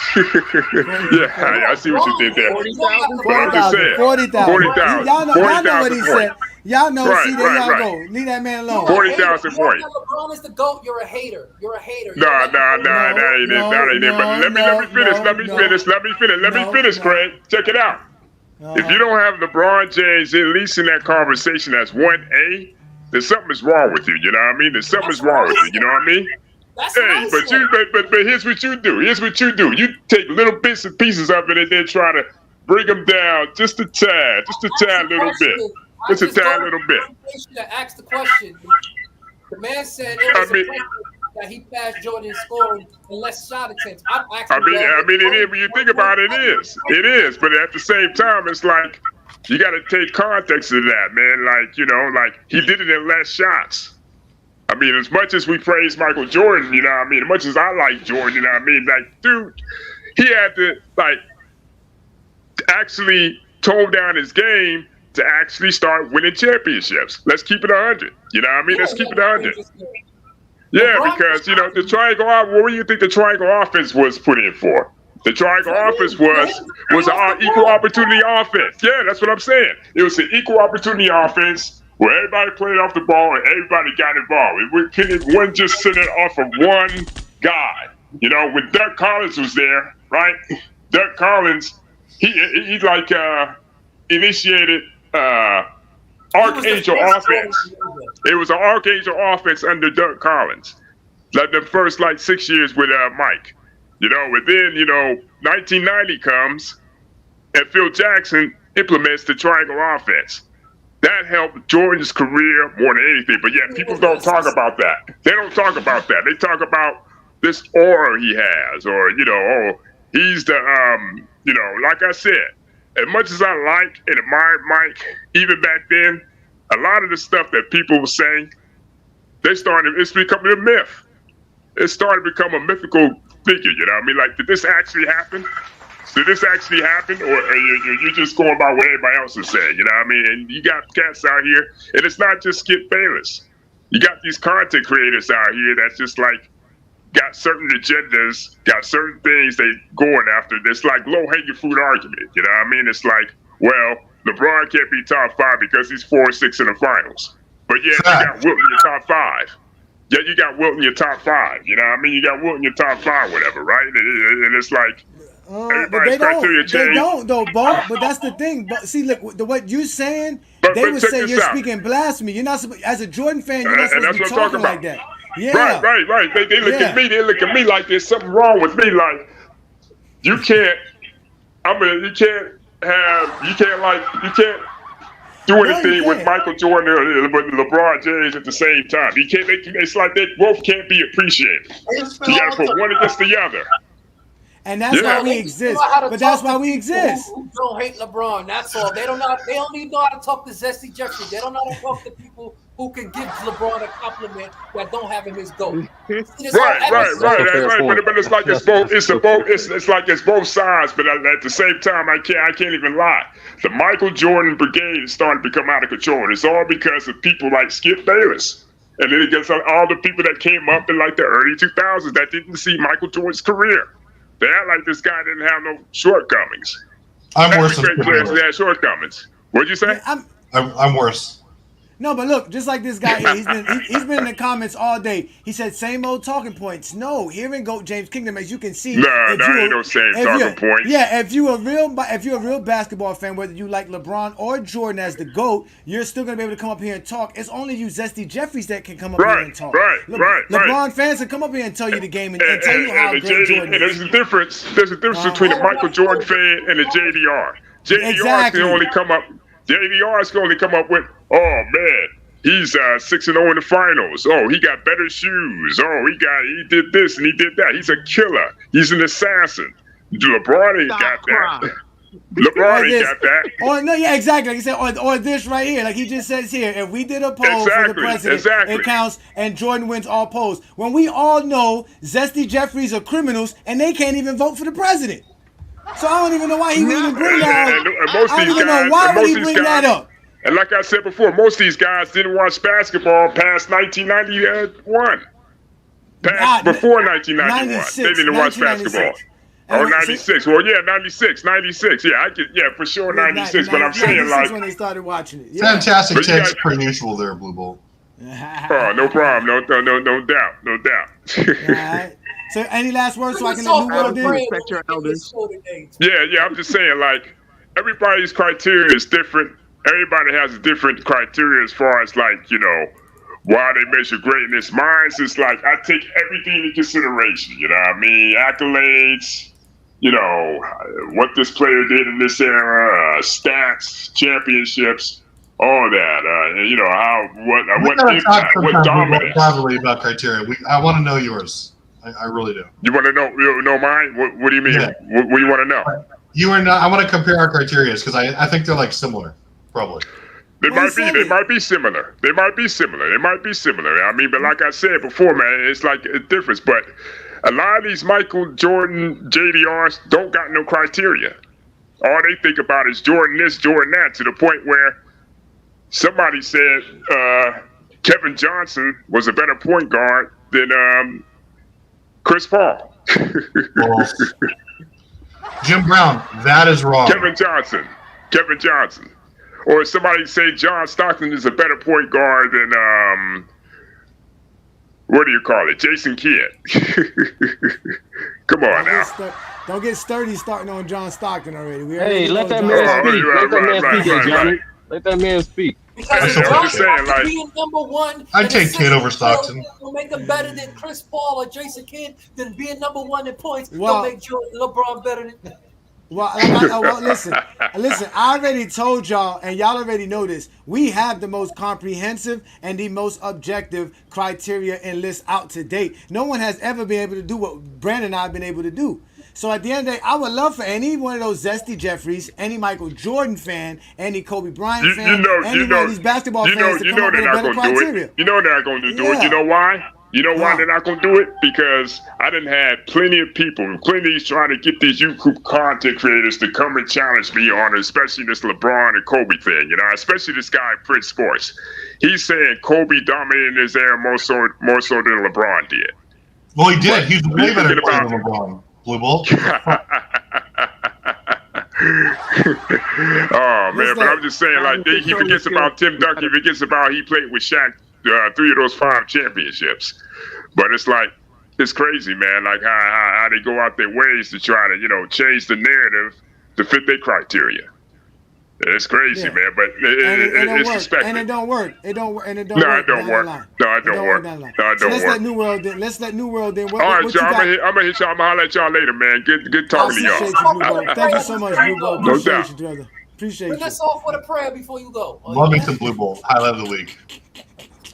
All right, New World, it's your turn. Ask that man to lead us in prayer before he go. I'm done with you, bro. Salute to you brothers on the panel. Salute to GJK, man. It's been a great show. Been a great show. Thank you, sir. Thank you, sir.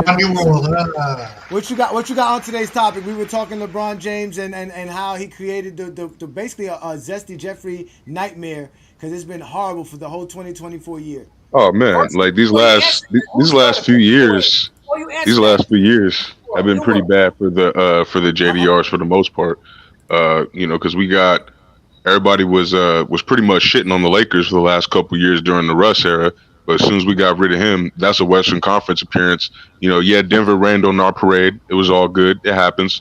You know, we got to the next year, LeBron, 40K points, getting the in-season tournament banner. And then we get on to the summertime and he over here getting that Olympic gold with the MVP. Like, this just been off the chain. You know, that whole We Done with the 90s trend that happened on TikTok, I think that was one of the best things that probably could have happened in the basketball world this year, just because it changed a lot of the narratives. It started putting more doubt to the myth that is Michael Jordan, because you got a lot of young casual fans that, you know, they're probably not as well studied in the game. They listen to like their uncles or their parents and whatnot, and they hear Michael Jordan is the GOAT. You know, they don't really actually, you know, they haven't seen this dude play. So, you know, their opinions are the opinions of somebody else, or they're hearing Skip Bayless from like, you know, the last 10 years or so. And it just makes the whole basketball conversation super muddled, I guess you could say. You can't really talk basketball with a lot of people without them bringing up biases or narratives to support which player is better than the other. So, you know, I think that we done with the 90s thing just kind of really like kind of took that how do you say it? Like, it took that mythical glow off of the 90s and kind of just exposed it for what it really was. It opened the door. So shout out to Mike Peak. Y'all make sure to keep following him. He's still doing content. It's no longer we done with the 90s. Now it's the beer and butter special.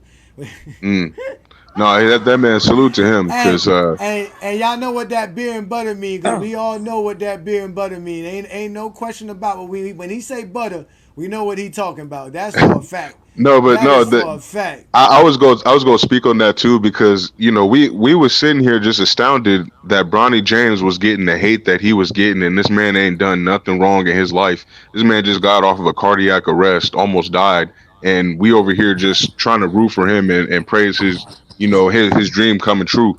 But you know, we got Marcus Jordan over here doing, man, messing around with that booger sugar. that's off the chain. Bro. I saw you in that picture, New World. You were right there. That's off the chain, man. That's crazy. Like only Jordan's son could do some cocaine on national, or like what was this? Like he can do this in broad daylight and get away with that shit. That's crazy. Nepotism. Hey, New World. Cody was listening to in France. Cody He said nepotism because he can do it. What? You know what he was listening to while he was snorting that booger sugar? Bricks. What? All white bricks. Hey, I used to always tell Johnny the only GOAT MJ is Michael Jackson, man. but I guess now it's Marcus Jackson or Marcus Jordan. You know, he's the new GOAT MJ. Marcus Jordan is out here living his best life, pounding his teammates. He's the new GOAT. He's the new GOAT MJ, Marcus Jordan. I love how we not He don't talking dunk about basketball. He doesn't dunk basketballs. He dunk 8 balls. Let's let Aaron get his take in. What up, Aaron? What you got? Aaron. Hey, what's up, fellas? Nothing much, brother. What you got, man? No, first I want to address Willie Sermons that keeps on talking about these surveys and these lists on how everybody votes Jordan the GOAT, right? Well, if that actually holds any value, then that means Eminem is the GOAT, because in every survey and every questionnaire you see, Eminem's the GOAT in every survey, and by far, like, you know what I'm saying? So all that is opinionated. It's all bias based. Those lists mean nothing. That's one. Two, yeah, Jordan fans have been mad, you know, because all the bashing they do to LeBron, and now that we're bashing back, they have no argument for it. So the main topics now are sneaker sales, Jordan being voted the GOAT #1, and other stuff. But yeah, I just wanted to say that for me, Jordan played in the crack-headed era. He faced a bunch of Pookies and Tyrone Biggums, right? That's all I'm saying, right?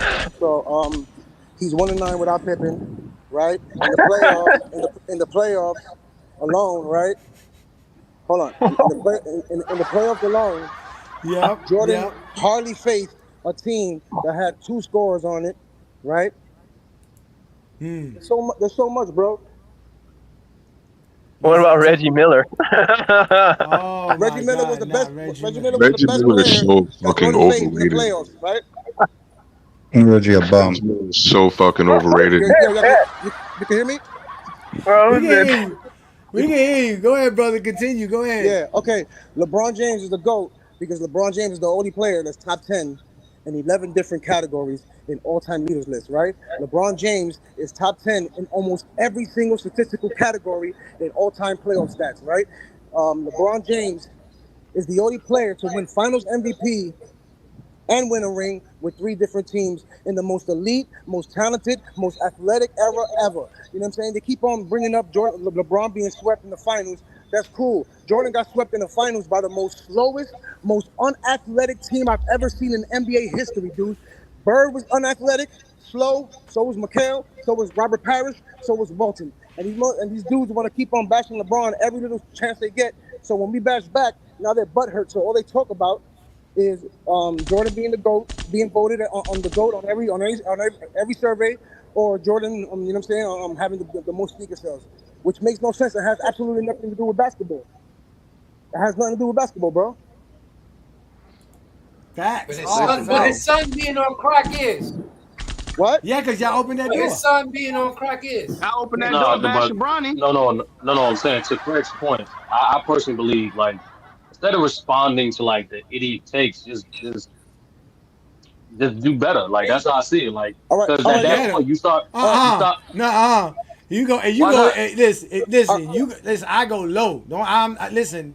What is Deion Go Sanders low, says? I go to hell. Yeah. Nah. What did Deion Sanders That's says? why I'm gonna say for He now. says, I don't know. No, because- I don't know the address. because- I don't know the address to the high road. I don't even know When the he talks address to about that place. Justin I don't even Jeffries, go I there. tell him Nah, but like, Hell but no. all So jokes you aside- wait. So you telling me out of all the stuff that happened this summer, I can't sit back and crack jokes after they were talking about nepotism and making fun of a man helping his son accomplish his dream, while this man's son was out here doing stuff like this?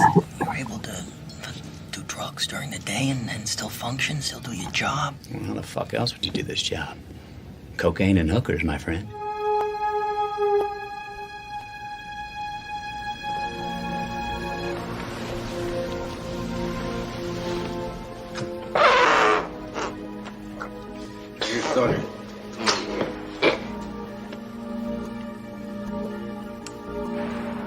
But he's in our house. Shut up. What, was I supposed to be an accomplice?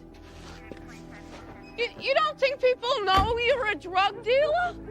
Everyone knows you're a drug dealer. It's no secret. How do you think that reflects on me? Every time I go out, I'm humiliated. So you go to jail. It's for your own good. You need to straighten your life out.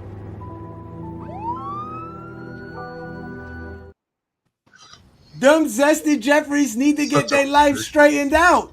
They need to stop going on basketball shows, talking their silliness and their nonsense because they never watch the games. They need to stop creating podcasts because GOAT James Kingdom exists. It's over for them. Sturdy, stop trying to save them.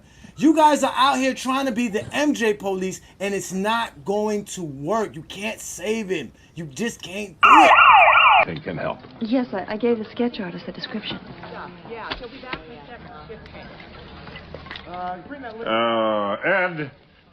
That'll be all, McTeague. Why don't we get that other artist? You know, the one who never dates? Lives with those two guys? Right. Sorensen. Jane, I'd like to see the rest of the Institute now, if you don't mind, Dr. Meinheimer. Yeah, I'm not trying to save nobody. You can't be an MJ police. I wanted to ask I'm Craig not a trying to save question. nobody. All I'm saying is like Craig, there's I a want to ask you a consequence. question. There's a consequence towards entertaining certain rhetoric to a certain degree. It end up being disrespectful to other things. Like the brother just said, that Bird team they lost to, they was slow, white, I'm like, that was an all-time great team. Like why does like other players errors got to get disrespected because a few fanatics go crazy? That's all. That's my point. You know why? Go ahead and address Aaron. Go ahead. Because every time I get on social media, like I said, Jordan fans are the reasons why I even started commenting on social media, dude, because they bash LeBron every day I'm talking about every second of the day, bro, and it's just crazy to me because, like, even with the finals losses, right, when you bash LeBron's finals losses, the 2011 Mavs weren't even the fourth best team that LeBron faced in the finals, and the 2011 Mavs are better than every single team that Jordan faced in the finals, bro. Dirk Nowitzki was better than everybody that Jordan ever faced in the finals, dude. Even Karl Malone. I don't know about all that. All right. I kind of agree with that. Dirk's not a slouch now. Dirk is not better than Malone, bro. Sorry. Dirk is a way better one-on-one scorer than Malone, right? A lot of Malone's points came off Stockton's assists. No, you should go watch those games. Oh wait, Sturdy. Let me ask you this, Sturdy. Though, would you agree though the points that he brought up about why Dirk Nowitzki is better than Malone are the same points Zesty Jeffries used to say a player is better than the next player? Yeah. Yeah. All he said was one-on-one score. He said more one-on-one score being more. That's what they say. Because to them, they don't respect Karl Malone scoring at all. They don't respect that's Karl my Malone. point. No. If anything, that's my point, Johnny. Like when you just continue to educate yourself, right? Like you don't resort to that point. Like you end up kind of like seeing the game how they see it. Like he thinks Dirk is better than Malone. But he's using their logic because in reality, Dirk Nowitzki took his team to a championship. Exactly. Why is he Malone never did that. Why is he using that why you Yeah, but bro, in this but bro, conversation I'm having? I'm not a Jordan fan. But when No, you get no, on because social media, you were saying you was They don't you was know how asking to him talk about to his. real Jordan fans. No, Yeah, no, all no, you no, see- no, all you no, see no, is no, the no, brick. no. Hold on. All you see No, is the because you're brick, not the gonna flop. switch it up. Because Aaron had a chance to respond, right? Because you went at him for about what he said about how the Celtics were non-athletic, and that's what they complain about. How players are not athletic. That's what they talk about. They say how do you lose to an old team that's non-athletic like the Dallas Mavericks? Exactly. And to That's me, what they Bird, And then mentioned. what he Bird, and then Bird what and he the followed up Celtics, with, Bird, Johnny? And can I then say what did he something, follow Bird? up with? Stay the whole thing. No, but that's what you brought up. Yeah, exactly. No, And what Bird, did he respond with? He started with that, and then what did he follow up with? He said What that do you that's respond because with, Johnny? he said that because that's the conversation they have, and he brought up He more said that examples of Dirk was why. better than Malone, which I agree with. That's it. Just Yeah, he like said Dirk's Jason better Kidd is than better than Malone. Stockton. Dirk, And Dirk and is and by Dirk and is by and by and by and by Michael Jordan fans or Zesty Jeffries logic, Dirk Nowitzki is. Dirk Nowitzki is I ranked. don't think by Dirk their logic. I Nowitzki, don't think by their logic they have Dirk above Malone. To be honest. but Dirk Nowitzki is ranked number 2 on almost everybody's top 10 best power forwards ever list. I don't know Right what after list Dunk. you've been seeing. I don't know what list you've been All right. seeing. And another thing, I and another thing, For me, it's and another thing is, I don't know I what don't list see you've been. Dirk definitely. I could see Dirk definitely being in maybe the top 10 or even the top 5. Number but top 2? that's always going to be Tim Hell Duncan and no. KG. no, Tim Duncan is number 1. But what I'm trying to say is that on every, like when I go on everybody's top 10 best power forwards list, Dirk Nowitzki is either number 2 or number 3. Say names. Well, you can make. Well, what's Dirk and KG's head-to-head matchup? The man All right, said, look. the man So- said so- he's so- ESPN. so what I'm saying is, ESPN rated Bird- Dirk higher than Malone. No, what do you Bird rank to him? me- What do you rank ESPN him? rated Was it Dirk 3? higher Was than it 2? Malone. Was it 2? Bird Was and it the 2? Celtics were amazing. No, it wasn't But 2. my It couldn't point have been is, 2. Oh, that I know they it wasn't bashed 2. the Bronx competition. No one has Dirk at fucking number 2. Hold on. What do you say, Aaron? Nah, say nobody. No, this is what I'm saying. You can't say What I'm nobody. saying is this. All the old, Oh, now all the shit that I'm I talking can't be. about, I gotta be see, liberal. like He can't. when I talk about the Celtics and Bird, I'm not bashing them because I know the Celtics were an amazing team. That was a dynasty team, a powerful team. You know what I'm saying? But what I'm trying to say is that when they bash LeBron's competition and say, "Oh, look at Jokic. Jokic can't jump and he's getting beat by Jokic." The same thing for Larry Bird. Larry Bird couldn't even hardly dunk. You know what I'm saying? So it's like I'm not bashing Bird, but when you guys are bashing the players from LeBron's era, I'm a bash back, and that's only right, bro. You know what I'm saying? 'Cause I'm from It's that just era, an bro. issue. Guess what? Hold I'm on, from that Sturdy. era. Before I'm you say 45 years nothing, old. I'm 45 years old, right? And since I was like 8 years old, my uncles were sports fanatics, bro, and all they did was watch sports. So I was watching sports as an 8-year-old. And when I got older, I started doing more research and more research. So I've been hearing the names of Dr. J. Dr. J is one of my top favorite players. You know what I'm saying? So I've been watching sports. I played almost every single sport in the book except for golf and cricket. You know what I'm saying? So, hey, man. No golf? It's really just an issue of counterattack Aaron. from LeBron Hey, fans hold on, because World. Hey, Aaron. Yeah. ESPN has Dirk, the second power forward, at number 17. They have Giannis, number 18. They have Kevin Garnett, 21, and Charles Barkley, 22nd, and Karl Malone, 23rd. So there is people who have Dirk number 2 in power Man, forward. thank you. Okay, yo, No,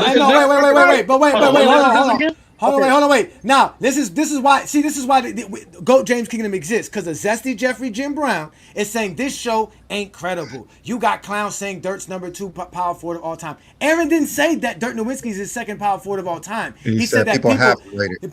people have rated him better than Karl. That's all he said. And all he said was he was better than Karl Malone. That's all he said. you. Yes, That's thank all you, he bro. said. But Because they can't talk the one-on-one game. scoring. Yeah, No. Because of one-on-one scoring. No, but he never said he was number 2. Karl Malone better. I'm And, saying, I think and Karl Kevin Malone's better Garnett too. people have Yeah. it at number 2. But Tim people Duncan- didn't well, have I will say Aaron didn't really get to finish why he was explaining Dirk was better than Exactly. Malone. Like he had started with the one-on-one thing, and you guys kind of interrupted Thank him. you. Thank But you, you know what I was going to say though was with the whole thing with the LeBron James fans counterattacking is because for so long we've just been hearing all the negative media and hatred towards LeBron James. People trolling him on Facebook. You know, when he was 3-5, and then when he went 3-6 after losing to the Warriors, people weren't really you didn't really have very many voices pushing back against that, aside from like a Shannon Sharp or like a Nick Wright. A lot of that stuff in the media was kind of like the general consensus or what everybody was thinking as far as like, LeBron never being able to surpass Jordan because he was 3-6. But, after he got that fourth ring, that's kind of when you started to see the narrative turn around a little bit more. People kind of starting to, put their opinions out more. People making content channels like GJK. Like a lot of this stuff started around that 2020 year because, we had the COVID layoff. People weren't doing shit. So they decided to open up YouTube channels and start talking about sports.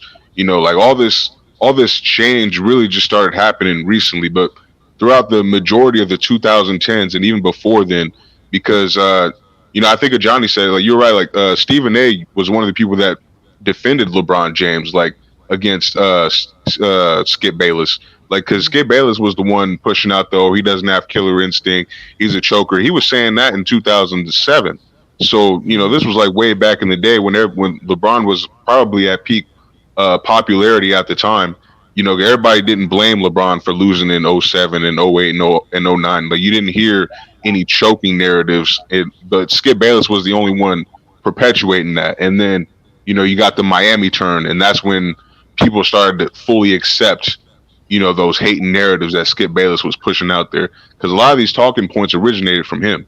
Like, I never heard shit about killer instinct until Skip Bayless said it. Like that was the first person that said that shit. And then you got choking. Like I didn't even hear that as like a terminology really until Skip Bayless started saying it, and that was around like 04, 05. So it, Really? Well, some of that was used for AI, but like that was a little different because AI was getting a different kind of hate from the media at that time. But did you see C Webb coming to the league? What'd you say? C Webb with the Fab Five. Yeah, C Webb. Yeah. To me, that's when choking always been around, but that's when choking as a term went national. What happened to you're right. Hell yeah, they call it timeout. Yeah, you're right. Timeout. Yeah. No, that was terrible. Like I watched that. That was terrible. You're not wrong. Casuals yet. That met the basketball fans. The basketball fans they caught on to that. Yeah. But the casual choking was definitely used way before. But I don't remember that being something used against people. It wasn't like a. Yeah, it wasn't a casual narrative. No, but as I'm saying, I don't remember that being used against him when they lost to the I Lakers. remember they called Patrick. It definitely was. They called Patrick Ewing a choker. They called C Webb a choker. I don't know what to tell you, Johnny. They definitely did. If you lose to a better team, it wasn't really considered choking unless you vastly underperformed. No, it's what you underperformed. Yeah, I agree with you. Like for C Webb, the two negative connotations of C Webb was, especially when the Fab situation, was the timeout and the snitching. That's the trying to destroy this man's entire legacy, though. Yeah, no, but what I was saying though, it's different because like with the choking thing, it's the fact that they equate everything to choking. Like you can average 30 points a game in the series and lose in 4 or 5 games because your team just wasn't better. But like for some reason, people think that you have to win against a team that's better than you, even if you're playing like out of your mind. Like you just don't have the better team, you're gonna lose. Well, they did it to Wilt Chamberlain. Hold on, wait. I got to push back. But go ahead, Ishmael. Go ahead. I have a question to Greg. I heard why T Perfect says Michael Jordan is the GOAT because he tries to say like he has the greatest 10 years or something like that in advanced metrics, and accumulation of awards and whatnot. Greg, why do you think Michael Jordan's the GOAT? First of all, my name's Craig. Craig, I'm sorry. My bad. I'm sorry. No, my bad. Sorry about that. Disrespect. Sorry about that. My bad. How you get fired on your day off, Craig? Shut up, Ishmael. The reason why I said the reason why I said a GOAT, that I call Jordan the GOAT because of what he did. Like every season, he was the top of something. He was this. He was scoring champion. Every season he was the top of the leaderboard in some shape and form. Even when he was losing, as well as when he was winning, he was always the top. He was the top, whether it was scoring, whether it was stealing, whatever. Every season he was something. You had to say he did something great that season, and he was rewarded for it. So that's why. Well, not his Wizards years, but I mean, I guess you say with the Bulls. I mean, I mean, you could say the same thing with LeBron, though. Wizard years, the Wizard years, he was an all-star. He did get a trophy. He did get a trophy on the Wizards. I'm not doing that. Oh, stop it, 30, man. We ain't talking about no 30. He did get a trophy. He did get a trophy. Get one. He's the only one that got that trophy too. No one else got that trophy but Michael Jordan.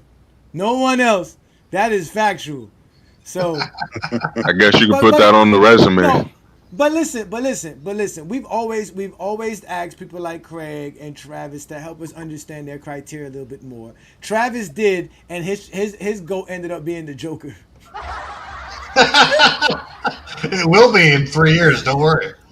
And Craig still got a chance. Actually, every week we're gonna give these gentlemen their own segment. Starting next week, Travis is gonna be doing a chat bomb. So he's gonna be going after all you Zesty Jeffries and all you idiots in the comments saying stupid stuff in the chat line. So we're gonna get them going. And Craig's gonna have his own segment as well. And we're gonna let King John do something as well. We're gonna work on that. So that's definitely something we got working for y'all. As you can see, we're doing the best. Why am I the reason these JDRs are the way they talk? I'm pretty sure they've been saying shit before I even got on your show. You got Really on the fast. show because of the stuff they were saying. Craig, remember you told us, you was like, you know what? I got to show up, man. There's some silly dudes showing up here on a week-to-week basis. That's when they thought they could come step up and talk to Brandon and I face-to-face. Now they realize they can't do it. Now they stay safe don't in do the it no comments. more. They don't want to do it no Never do it more. no And more. they, I miss those dudes coming up here and y'all giving them like the 1 minute 3 session, like it's like 3 minutes or 5 minutes, and they have to try to explain why Jordan is the GOAT, and you literally know exactly what they're gonna say. And I think again, the greatest thing of all time will always be, the Gatorade commercial. And I mean, when Jordan was playing, there was no crime. That will always be the greatest line ever. And this is my thing. Really fast. Complain about not having serious basketball talks, but all of y'all talks is address people who don't talk about basketball. So we're really fast. That's that's what we do best. But go ahead, Travis. Go, Travis. But every comment has been about these JDRs and these Zesty Jeffries. Y'all complain Because they make the most outlandish all statements. And they're always talking. They're the loudest and they talk the most. Speak to people who They like are Jordan. definitely the loudest. We do that. That's why we got you fine gentlemen up here Well, to stop help us saying, do well, that. these Zesty Jeffries. Hey, Craig. Nah, we gotta say the Zesty Jeffries. Hey, Craig. Wouldn't Wilt Chamberlain be the GOAT since he led something in almost every, like, he has the most stat titles, like, out of everybody, like, He don't got enough between, rings. like, Don't bring that up. He don't got enough rings. Stop it. He don't got oh six. no. Oh So my really God. fast. So the segment that I'm sure that King John and Craig can explain theirs really fast, but mine is during the show, guys. My segment's gonna be like, I want you guys to, like, whatever we're talking about, whatever the main section is, even if it's not, I want you guys to direct just questions at me, like, that I can, like, tag in my segment. Like, it doesn't have to be like a hot take, like a matchup you think is better. Just a question, an NBA question you think, like, you want to debate something, and I'll address it. Like, just a hot take question. I'll take 3 of those, or however long we have, and then I'll pick 3 random ones from the chat up until it's my turn to do my take or my segment, and then we'll just go from there. So 3 random questions. Make it a good question. It doesn't have to be Jordan versus LeBron. It could be matchups. It could be rankings, stats, just anything you want to ask. And I will bring that up. I'll mention you, and I'll be like, okay, this is what I think about that. And, like, then obviously we can just parlay off that. All right, so that'll be called Travis's Chat Bomb, and y'all be able to come Good. ask him any questions y'all want. That'll be a great job. Good job by you, brother. Hey, listen, we're trying to create content because this is what GOAT James Kingdom is about. It's what you guys fail to realize.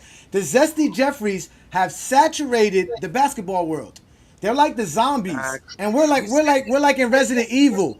So we're like the Umbrella Corporation, right?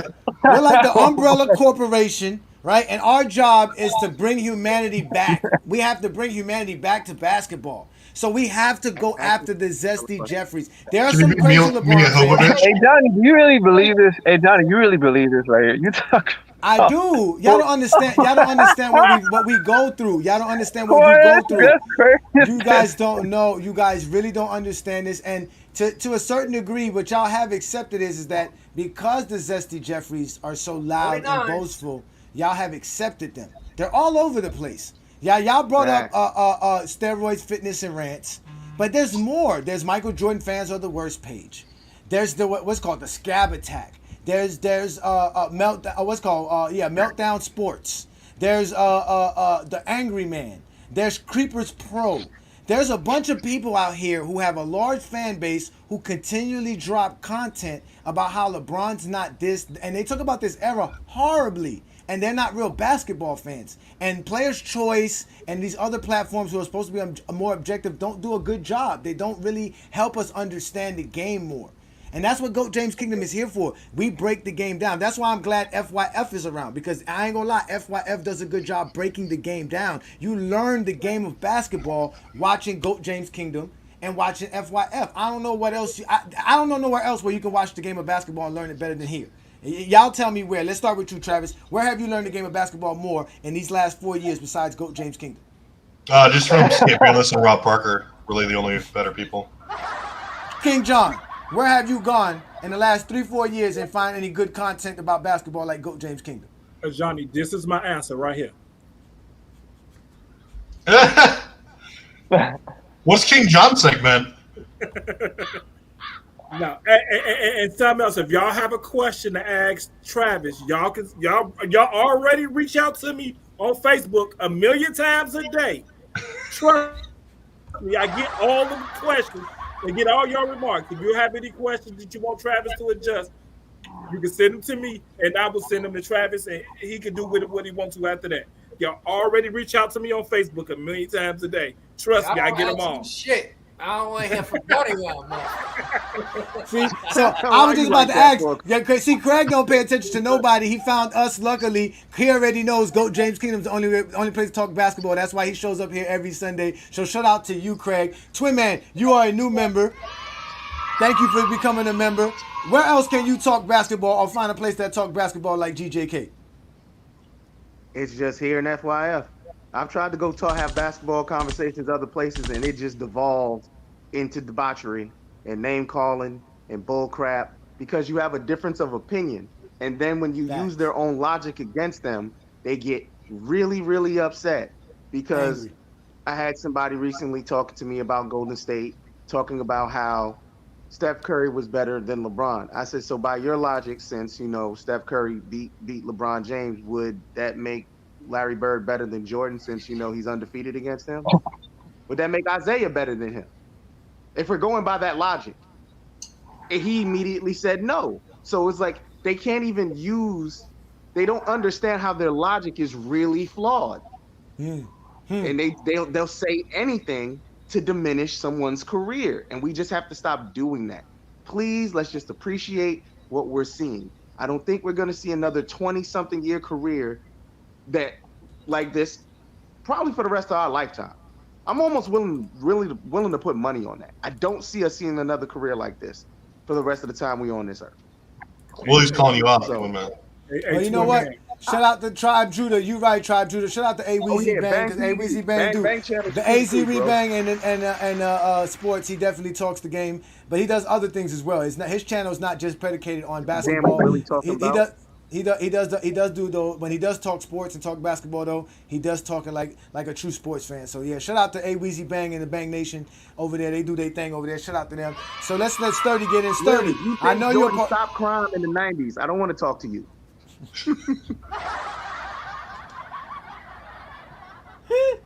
Y'all, hey, listen, Willie, you are always welcome to show up on the GOAT James Kingdom platform. You are definitely more than welcome. You are a Michael Jordan fan. You're not a Zesty Jeffrey. But let's let Sturdy get in. Sturdy, besides FYF, where else have you seen anybody talk basketball the way we do here in GOAT James Kingdom?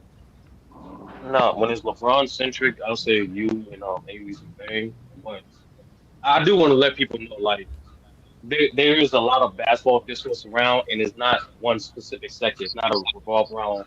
It's not as toxic, If you want to learn more about basketball, you can listen to not just a John GJK and FYF when Lamar's not trolling. Also,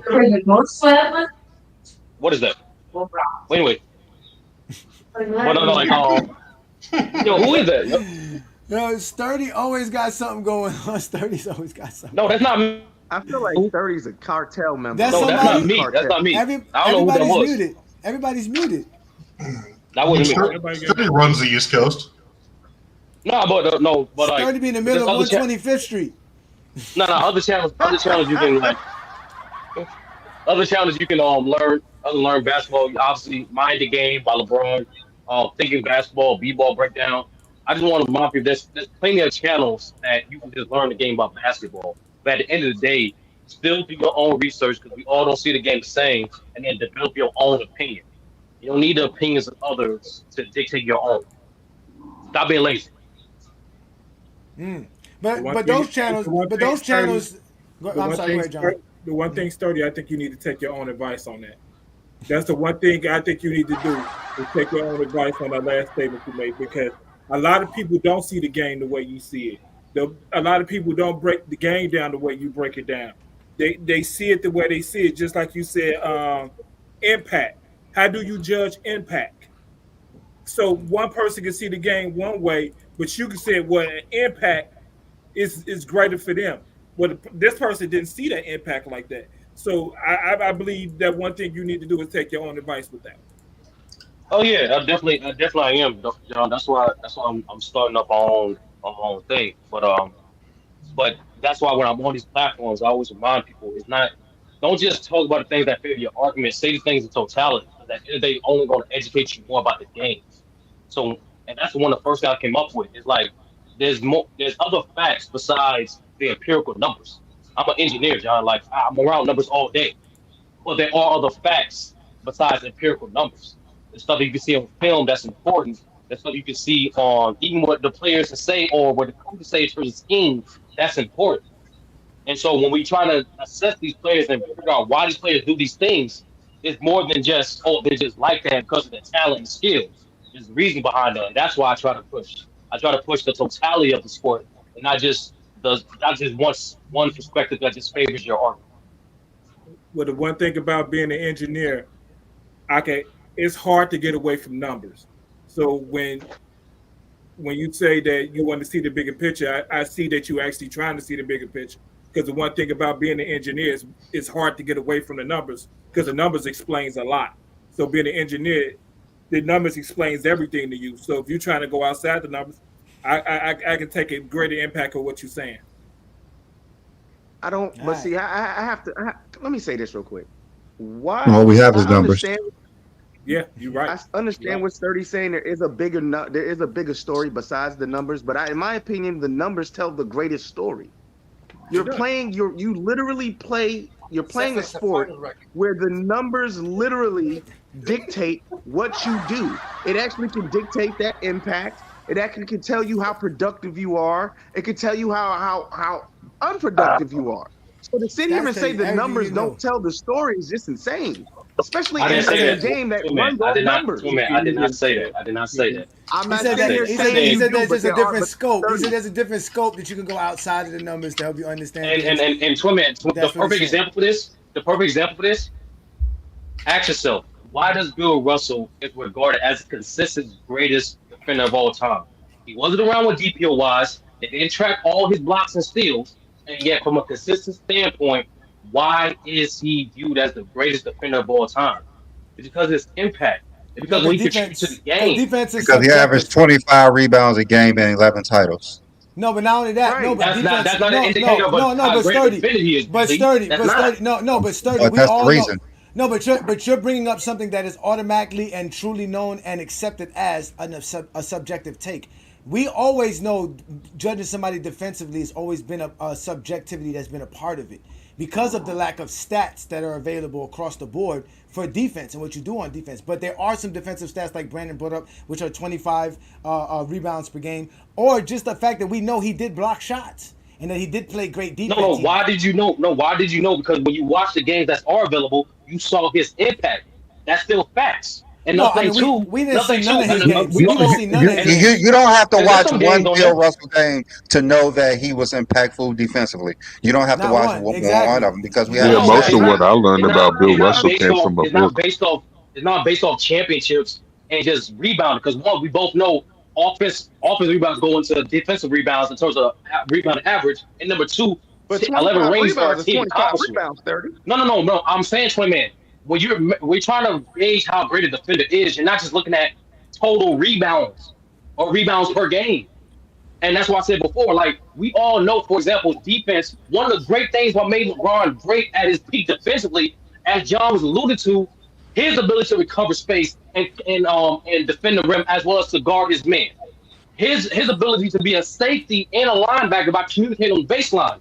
Communication is the number one thing on defense in any team sport, but that it will never be a stat for that. But that's still important. You can still prove that. You can still fact check that.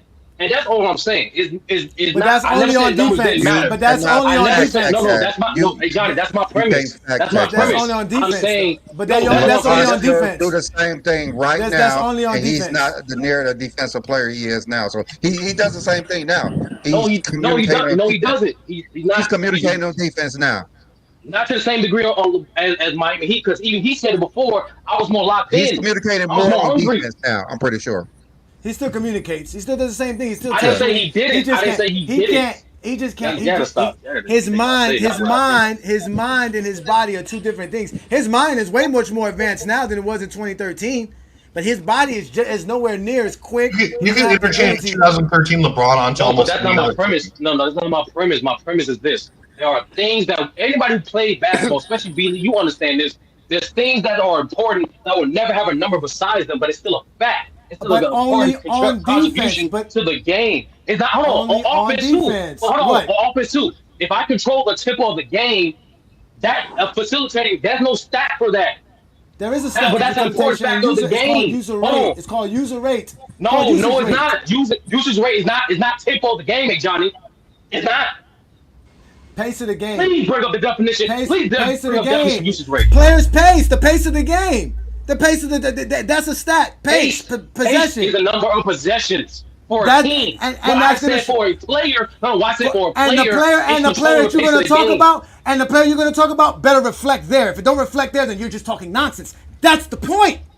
The only thing that you're going to bring up that's subjective that we can't talk numbers about are going to be on defense. On like that's not subjective, even on defense we can do that because we can see how much time you contested shots. We can see how you play defense. Those numbers are there. What you're talking about is additional shit that have nothing to do with basketball. Shit has nothing to do with basketball. What? It really nothing to do with basketball. Do you think Jared Dudley was on the basketball court and wasn't communicating? Who said that? Hold on. That shit means nothing then. It means nothing. Jared Dudley's on the basketball court communicating means shit. Means nothing. That's like it was the same thing when somebody brought up true shooting on Friday. If it's a stat that you can easily dismiss when somebody else is talking about, or a situation that you can dismiss with somebody else, then it doesn't mean shit. If you're telling me LeBron James' communication is so effective in 2013, just him communicating, then it should work for Jared Dudley. That's not what I said. Okay, let me say, hey Donnie, let me ask you a question. Go ahead, Ishmael. Go ahead. To add to Sturdy's point, I have a question. Like, LeBron James did so well defensively on Jokic in the Olympic game in the fourth quarter, and I tell people that on the Facebook group, and people don't understand that. Like, he was sealing him off and fronting him to keep him away from the structure of the offense. So he was taking him out of the offense. He was basically locking him up in that aspect. So he was very impactful. Can that be measured in a stat? No, you stealing and denying the ball. You denying the ball is not. There's no stat for that. Denying the ball is no stat for that. Yeah, that's why I was adding to your. On NBA.com, they have those. That's why I was adding. Sturdy, I was adding to your point. That's why I keep telling y'all get synergy. Like, synergy has all the available stats available. Sturdy, I was adding to what you were saying. I was adding to what you were saying. That's what I'm saying. I was sponsoring John, not you, man. Okay. No, I was not. I was sponsoring John. If I understand that, if I understand correctly, there is a stat tracker for denying the ball. But I'm gonna go double check. Hey, Johnny, please get synergy. Please get synergy. NBA.com. I go to NBA. I did sign up for Synergy. I need you help with that. I understand. Like, there's just some. It just sounds like just some things that aren't measurable in the quality of a basketball player. Like when I saw that's all I'm saying. even though I do agree, like the stats from what is from what we can track, even on both sides of the ball, I think they are the greatest. The biggest deal of importance towards a greater player's accomplishments and productivity. But I understand it's not the all in all, So I can agree with that. Because Ishmael, I messaged you after this show, and I need you to send me your criteria because you've been dodging for months. I did. I told you this like 3 times already, Travis. Bro, I told you, Travis, bro. He did it on the exposed video where John did the top 50 players. How many times we got to tell you this? Bro. I swear to God, I did. I told you. He did. I'll tell you right now. It's the easiest thing ever. It's totals. It's totals in the regular season, totals in the playoffs, and rings. That's it. I knew it. I knew you were going to say that. In the mist, if necessary, it's all-time records. Like records in the career, in the regular season, in the postseason. If you got the most between those, then I can see you as the greatest of all time in the midst of your supposed to explore the dark side, not join them. Yeah, so that's my career. That's my criteria. It's nothing, a bunch of sophisticated stuff or nothing. You were the chosen one. Smell. Huh? You were the chosen one. Let me ask you a question. Is box out considered the same thing? No, it's not, because fronting and stealing your man on defense is like so different. It's not. Basically only when the shot is in the air, really. Yeah, when the shot is in the air, yeah. Right. You can still get the defender even when the shot is not in the air. No. Okay. So they have deflections. They have deflections, but not denials. I don't see. No, they don't. That's all. Another thing too, Johnny. I got another thing. Like, LeBron James is regarded as one of the highest IQ players that either according to his teammates or his coaches, right? When you watch LeBron play, there's multiple times, even at this older stage of his career, where he'll see D'Lo or AD do an action or play, see how the defense reacted to it, and the very next possession, what would LeBron do? He will run the same exact play, but do a different action to finish it. That is play recognition. That is important, but there's no stat for that. And all I'm saying is that's still a fact, though. That's still a reason why LeBron is so great. None of that matters. I mean, well, hold on. Well, Sturdy, you're saying that the stuff you're saying is why Bill Russell is basically one of the greatest defensive player of all time. But how can we judge that when there's so very little footage of him? That's why I said research. Yeah, research isn't just the film like y'all just do before. Y'all played clips of other players explaining how great LeBron is in certain perspectives. And also, we do know Bill Russell's contribution towards how he revolutionized defensive schemes. He's a coach. So all of this that's why I said at the beginning. How do 99.9% of NBA fans know this, though? Like, they don't know anything about him. I'm not speaking to them. That's what I'm saying. Like, you're saying, like, it should be common knowledge. And we're saying that most people consider him a great defensive player because of his 25 rebounds and 11 rings. No, actually, what most casuals do, Billy, they'll just go to defensive one chairs and be like, "Oh my God, he has by far the most. He got to be the greatest." That's what casual fans do. But the people I'm referring to is, like I said earlier, don't be lazy. Just dictate media headlines. Other people form your opinion for you. Do your own research. And in your research, there's very little footage of us to formulate a conclusion on that, though. That Bill Russell did all those things. Yes, you can. You can watch games where he's initiating fast breaks with a block. You can watch games with him. 30. But how many games is that? Probably less than 5. I don't know the exact. It's not less than 5. I'm not sure the exact number, but like that's the point is you can still prove it. I'm pretty sure it's less than 5 games. Wait, do y'all forget that this man averaged over 5 blocks per game for his NBA career? That this man averaged over 5 steals for his NBA career? Officially, no, he didn't. Officially. Oh, wait. No, wait.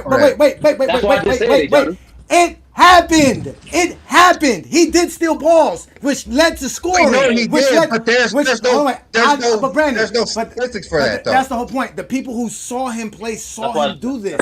That's why. We understand this, though. Okay, that's why we always said to call him the greatest defender of all time is because we're going to put into the notion that he had all those blocks and steals. No one makes Bill Russell the greatest defensive player of all time because of IQ. What? Hey Johnny, I don't know what to tell you, bro. I don't know if you got to do your research, bro. Bro, do you understand? Bro, do you understand how many players who have IQs who can communicate but cannot do anything? They can't produce. It's about production. It's about what you do. It's not just production. Because hey Johnny, Study. Give me an example. I'm done. I'm gonna give you an example. Nigga, Van Gundy has a high IQ in basketball. Shit don't matter. What? Van Gundy, coaches have high IQ in basketball, but they're not productive. They know what to do, when to do it, how to do it. It's about doing it. It's about what you do on the game of basketball. If they were recording everything that we know about basketball, we could record how many times Bill Russell contested shots, how many block shots he had, how many steals he had. All that did happen. Those are the reasons why he's one of the greatest defenders of all time. Because when he played, he contested so many shots. He rebounded the ball. He blocked so many shots. He stole so many possessions. That's why we know he was a great defender. Yeah, you can see it in film. Okay, yeah, in the film, what you're going to see him getting steals. You're going to see him getting blocks. You're going to see him contesting shots. You're not going to see his IQ. You're not going to see his IQ. Your IQ is going to be based off of his production. That's why you want to go to his IQ. You don't know what he communicated. You don't know what Johnny. All right, put it like this. You're going to give him credit for Havlicek's steal? Because in reality, he turns over the ball. And all of a sudden now, Wilt Chamberlain gets the ball. The game is over. There's no stopping Wilt Chamberlain. They're going to lose that game. Havlicek steals the ball. And basically what is told to us was that Bill Russell goes into the sideline and looks at his teammate and say, I need one of y'all to help me here. Y'all need to save me because I messed up. Because he turned over the ball. He legitimately turned over the ball. And Havlicek comes up with a steal. So is it Havlicek's smart defense that allowed you to see that? Or was it Bill Russell's Yeah, for IQ? that instance that you're describing it, Johnny, yeah. But let me do the same premise. Use a different player to actually have all the film of his games. Dennis Rodman. Dennis Rodman is regarded as a great defender, not just because he's a great rebounder, even though for his career he has less than a block and a steal per game, but majority consists having the top 10 as defenders. Why, Johnny? It's not just because of rebounding. And like I just told you, because it's Zesty Jeffrey lies. Because it's Zesty Jeffrey lies. Okay, Johnny. You just perfectly pointed out. Wait. You just hold on, wait. You don't have a progressive conversation. No. You just perfectly pointed it out.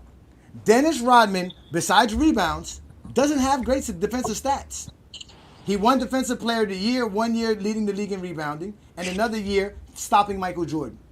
A media vote based off of subjectivity. What makes him a great defender? Who has he ever shut down besides Michael Jordan? Who has Dennis Rodman? That's what I'm saying. Based off of subjective Zesty Jeffrey lies. That's been exposed.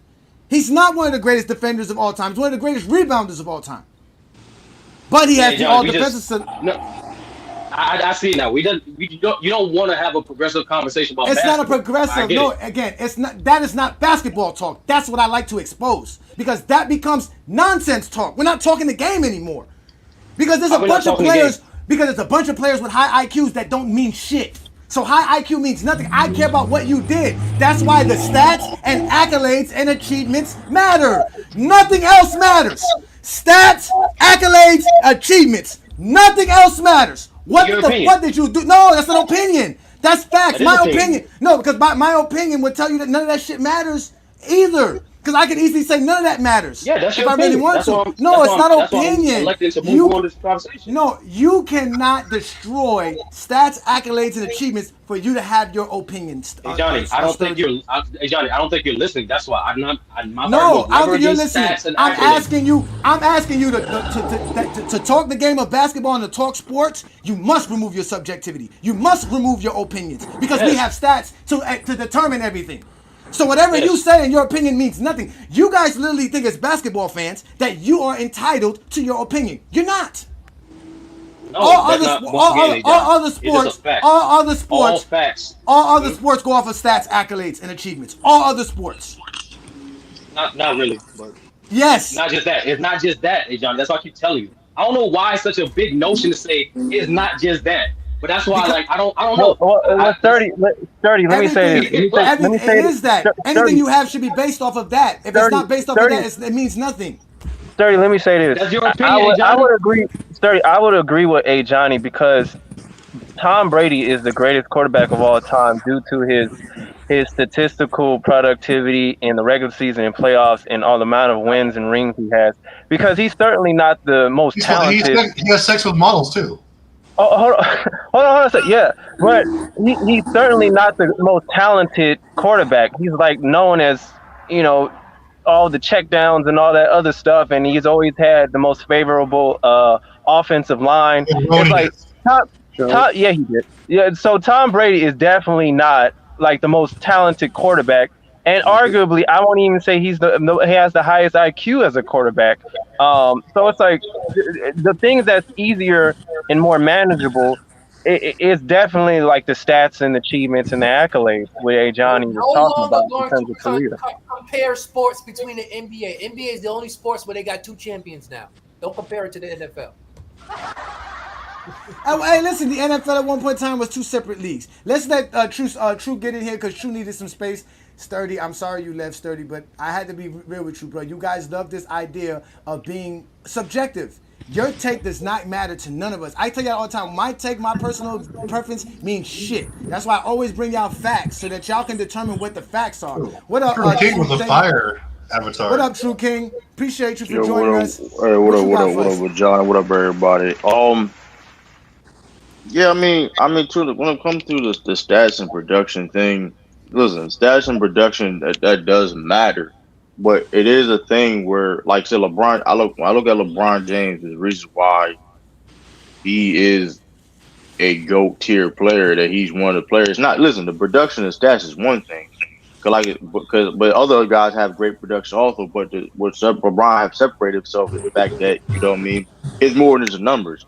We know LeBron James are arguably the greatest passers of all time, but his maybe like when it comes to assists per game and and maybe like totals, you got other guys that that may have more than assists to him, but I will still have him as a better passer than some guys that have better assists totals and per game. You get what I'm saying? So I get what you're saying. Assist and production is is important. I think everything is important to a certain degree, right? Whatever your subjective opinion is, how you look at the game. But there is a thing where there are certain things that don't show up on the stat sheet per se. That's always been the same. Things that don't show up on the stat sheet, which LeBron James doesn't get a lot of credit for being. I think, which a lot of, like I said, you mentioned these Zesty Jeffries or LeBron and haters, they love to throw in that point, right? The fact that y'all just going off the numbers of production when it's more than that. It's more than just the stats of production, which that's just the vague, that's just the out there part, right?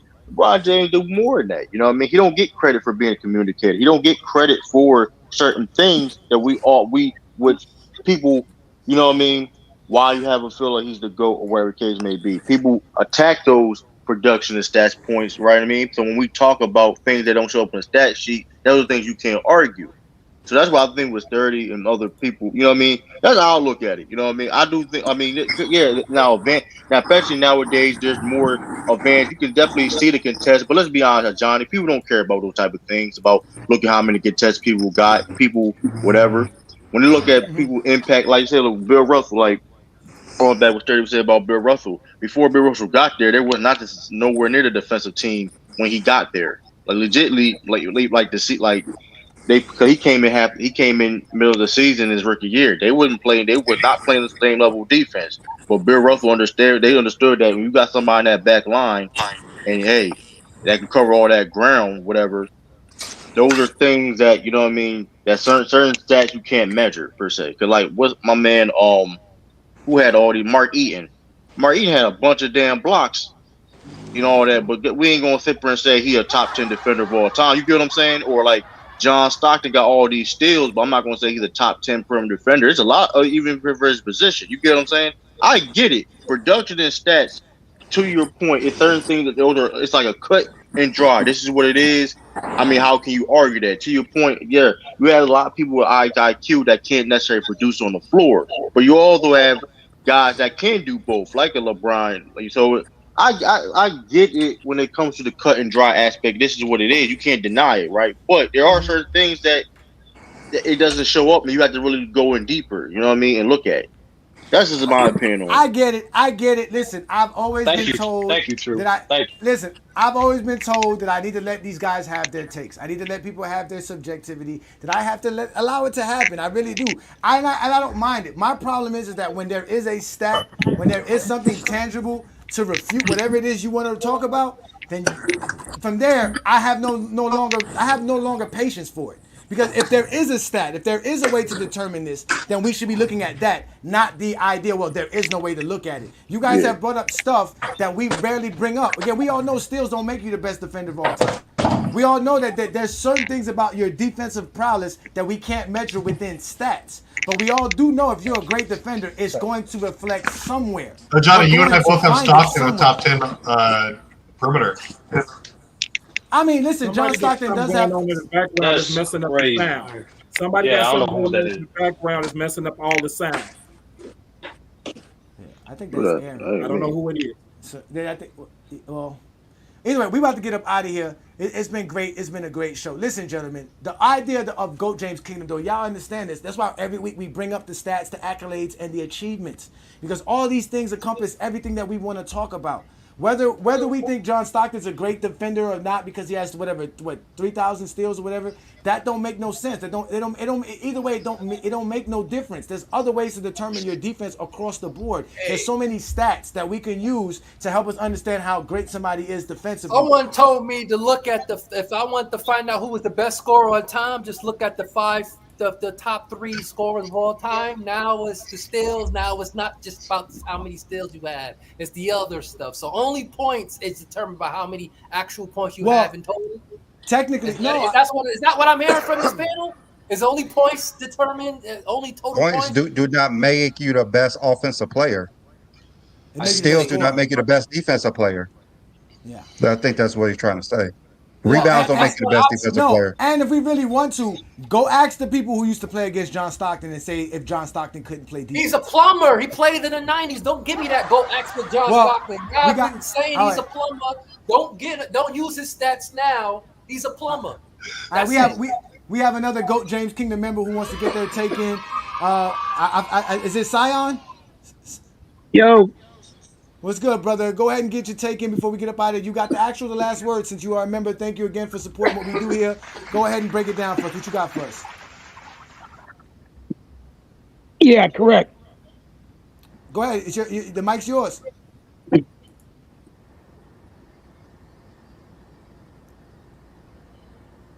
Not a problem, man.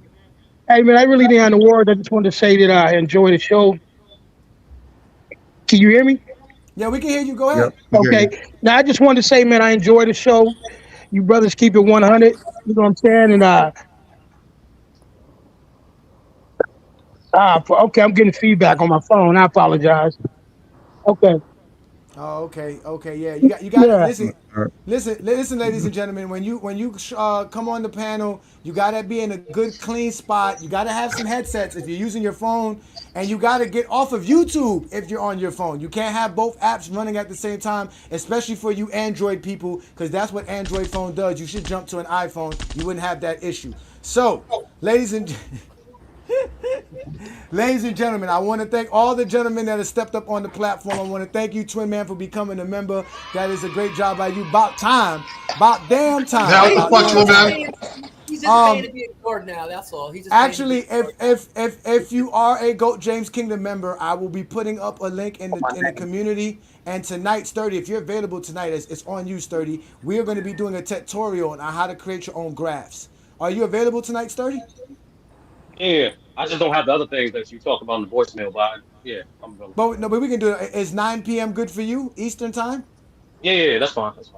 That's fine. All right, so I'm gonna put the link up. It's not gonna be a show. It's gonna be just a regular chat between members and I'll show you guys, and Brandon, if you're available at that time, we'll show you guys how we create graphs, because that's a part of becoming a member of the GOAT James Kingdom platform. Like, wait, like the memes and stuff. Like you gonna show us how to do that? Yeah, I'm gonna show you how to do that. I'm gonna show you how to create memes to get Zesty Jeffries upset. Oh, that's so hilarious. I got some ideas. Like this one, like this one. Oh, it's gonna be, you did a cult. Joining this show. Joining this show.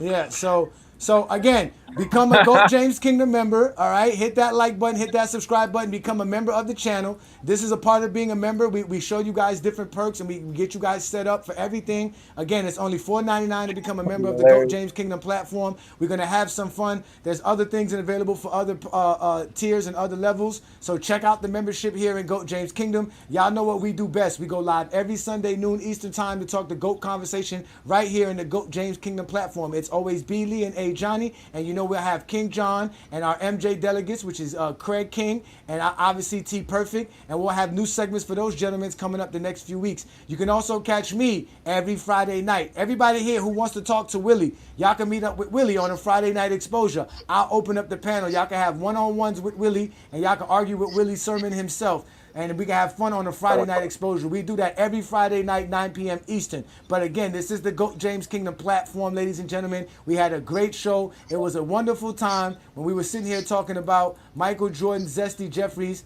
having the worst summer of all time. 52 times you said that word on this episode. I'm gonna keep saying it. I love the word Zesty Jeffrey. It's actually a new word. It's fresh into the. It's a new word. There's a 2024 word. You love a Zesty Jeffrey, huh? I do. Matter of fact, they're one of our best friends. They're one of our greatest fans. Even though they don't subscribe to the channel, but they give Brandon and I plenty of views. So shout out to all the Zesty Jeffries, man. Y'all are very great. They're actually more supportive than MJ fans. Hey, shout out to Aaron, another fire segment. That's what. But again, yeah, shout out to Aaron. Shout out to all the GOAT James Kingdom member on the panel. You guys have been great. I'm going to actually get up out of here. It's always been a blessing, y'all. Y'all know what to do. Hit that like button. Hit that subscribe button. Become a member of the channel. Thank you for joining the GOAT James Kingdom platform on Sunday. If you're a basketball fan and you're tired of basketball shows that talk about fake narratives and using non-basketball terms like killer instinct, playoff translation, gravity, come to GOAT James Kingdom.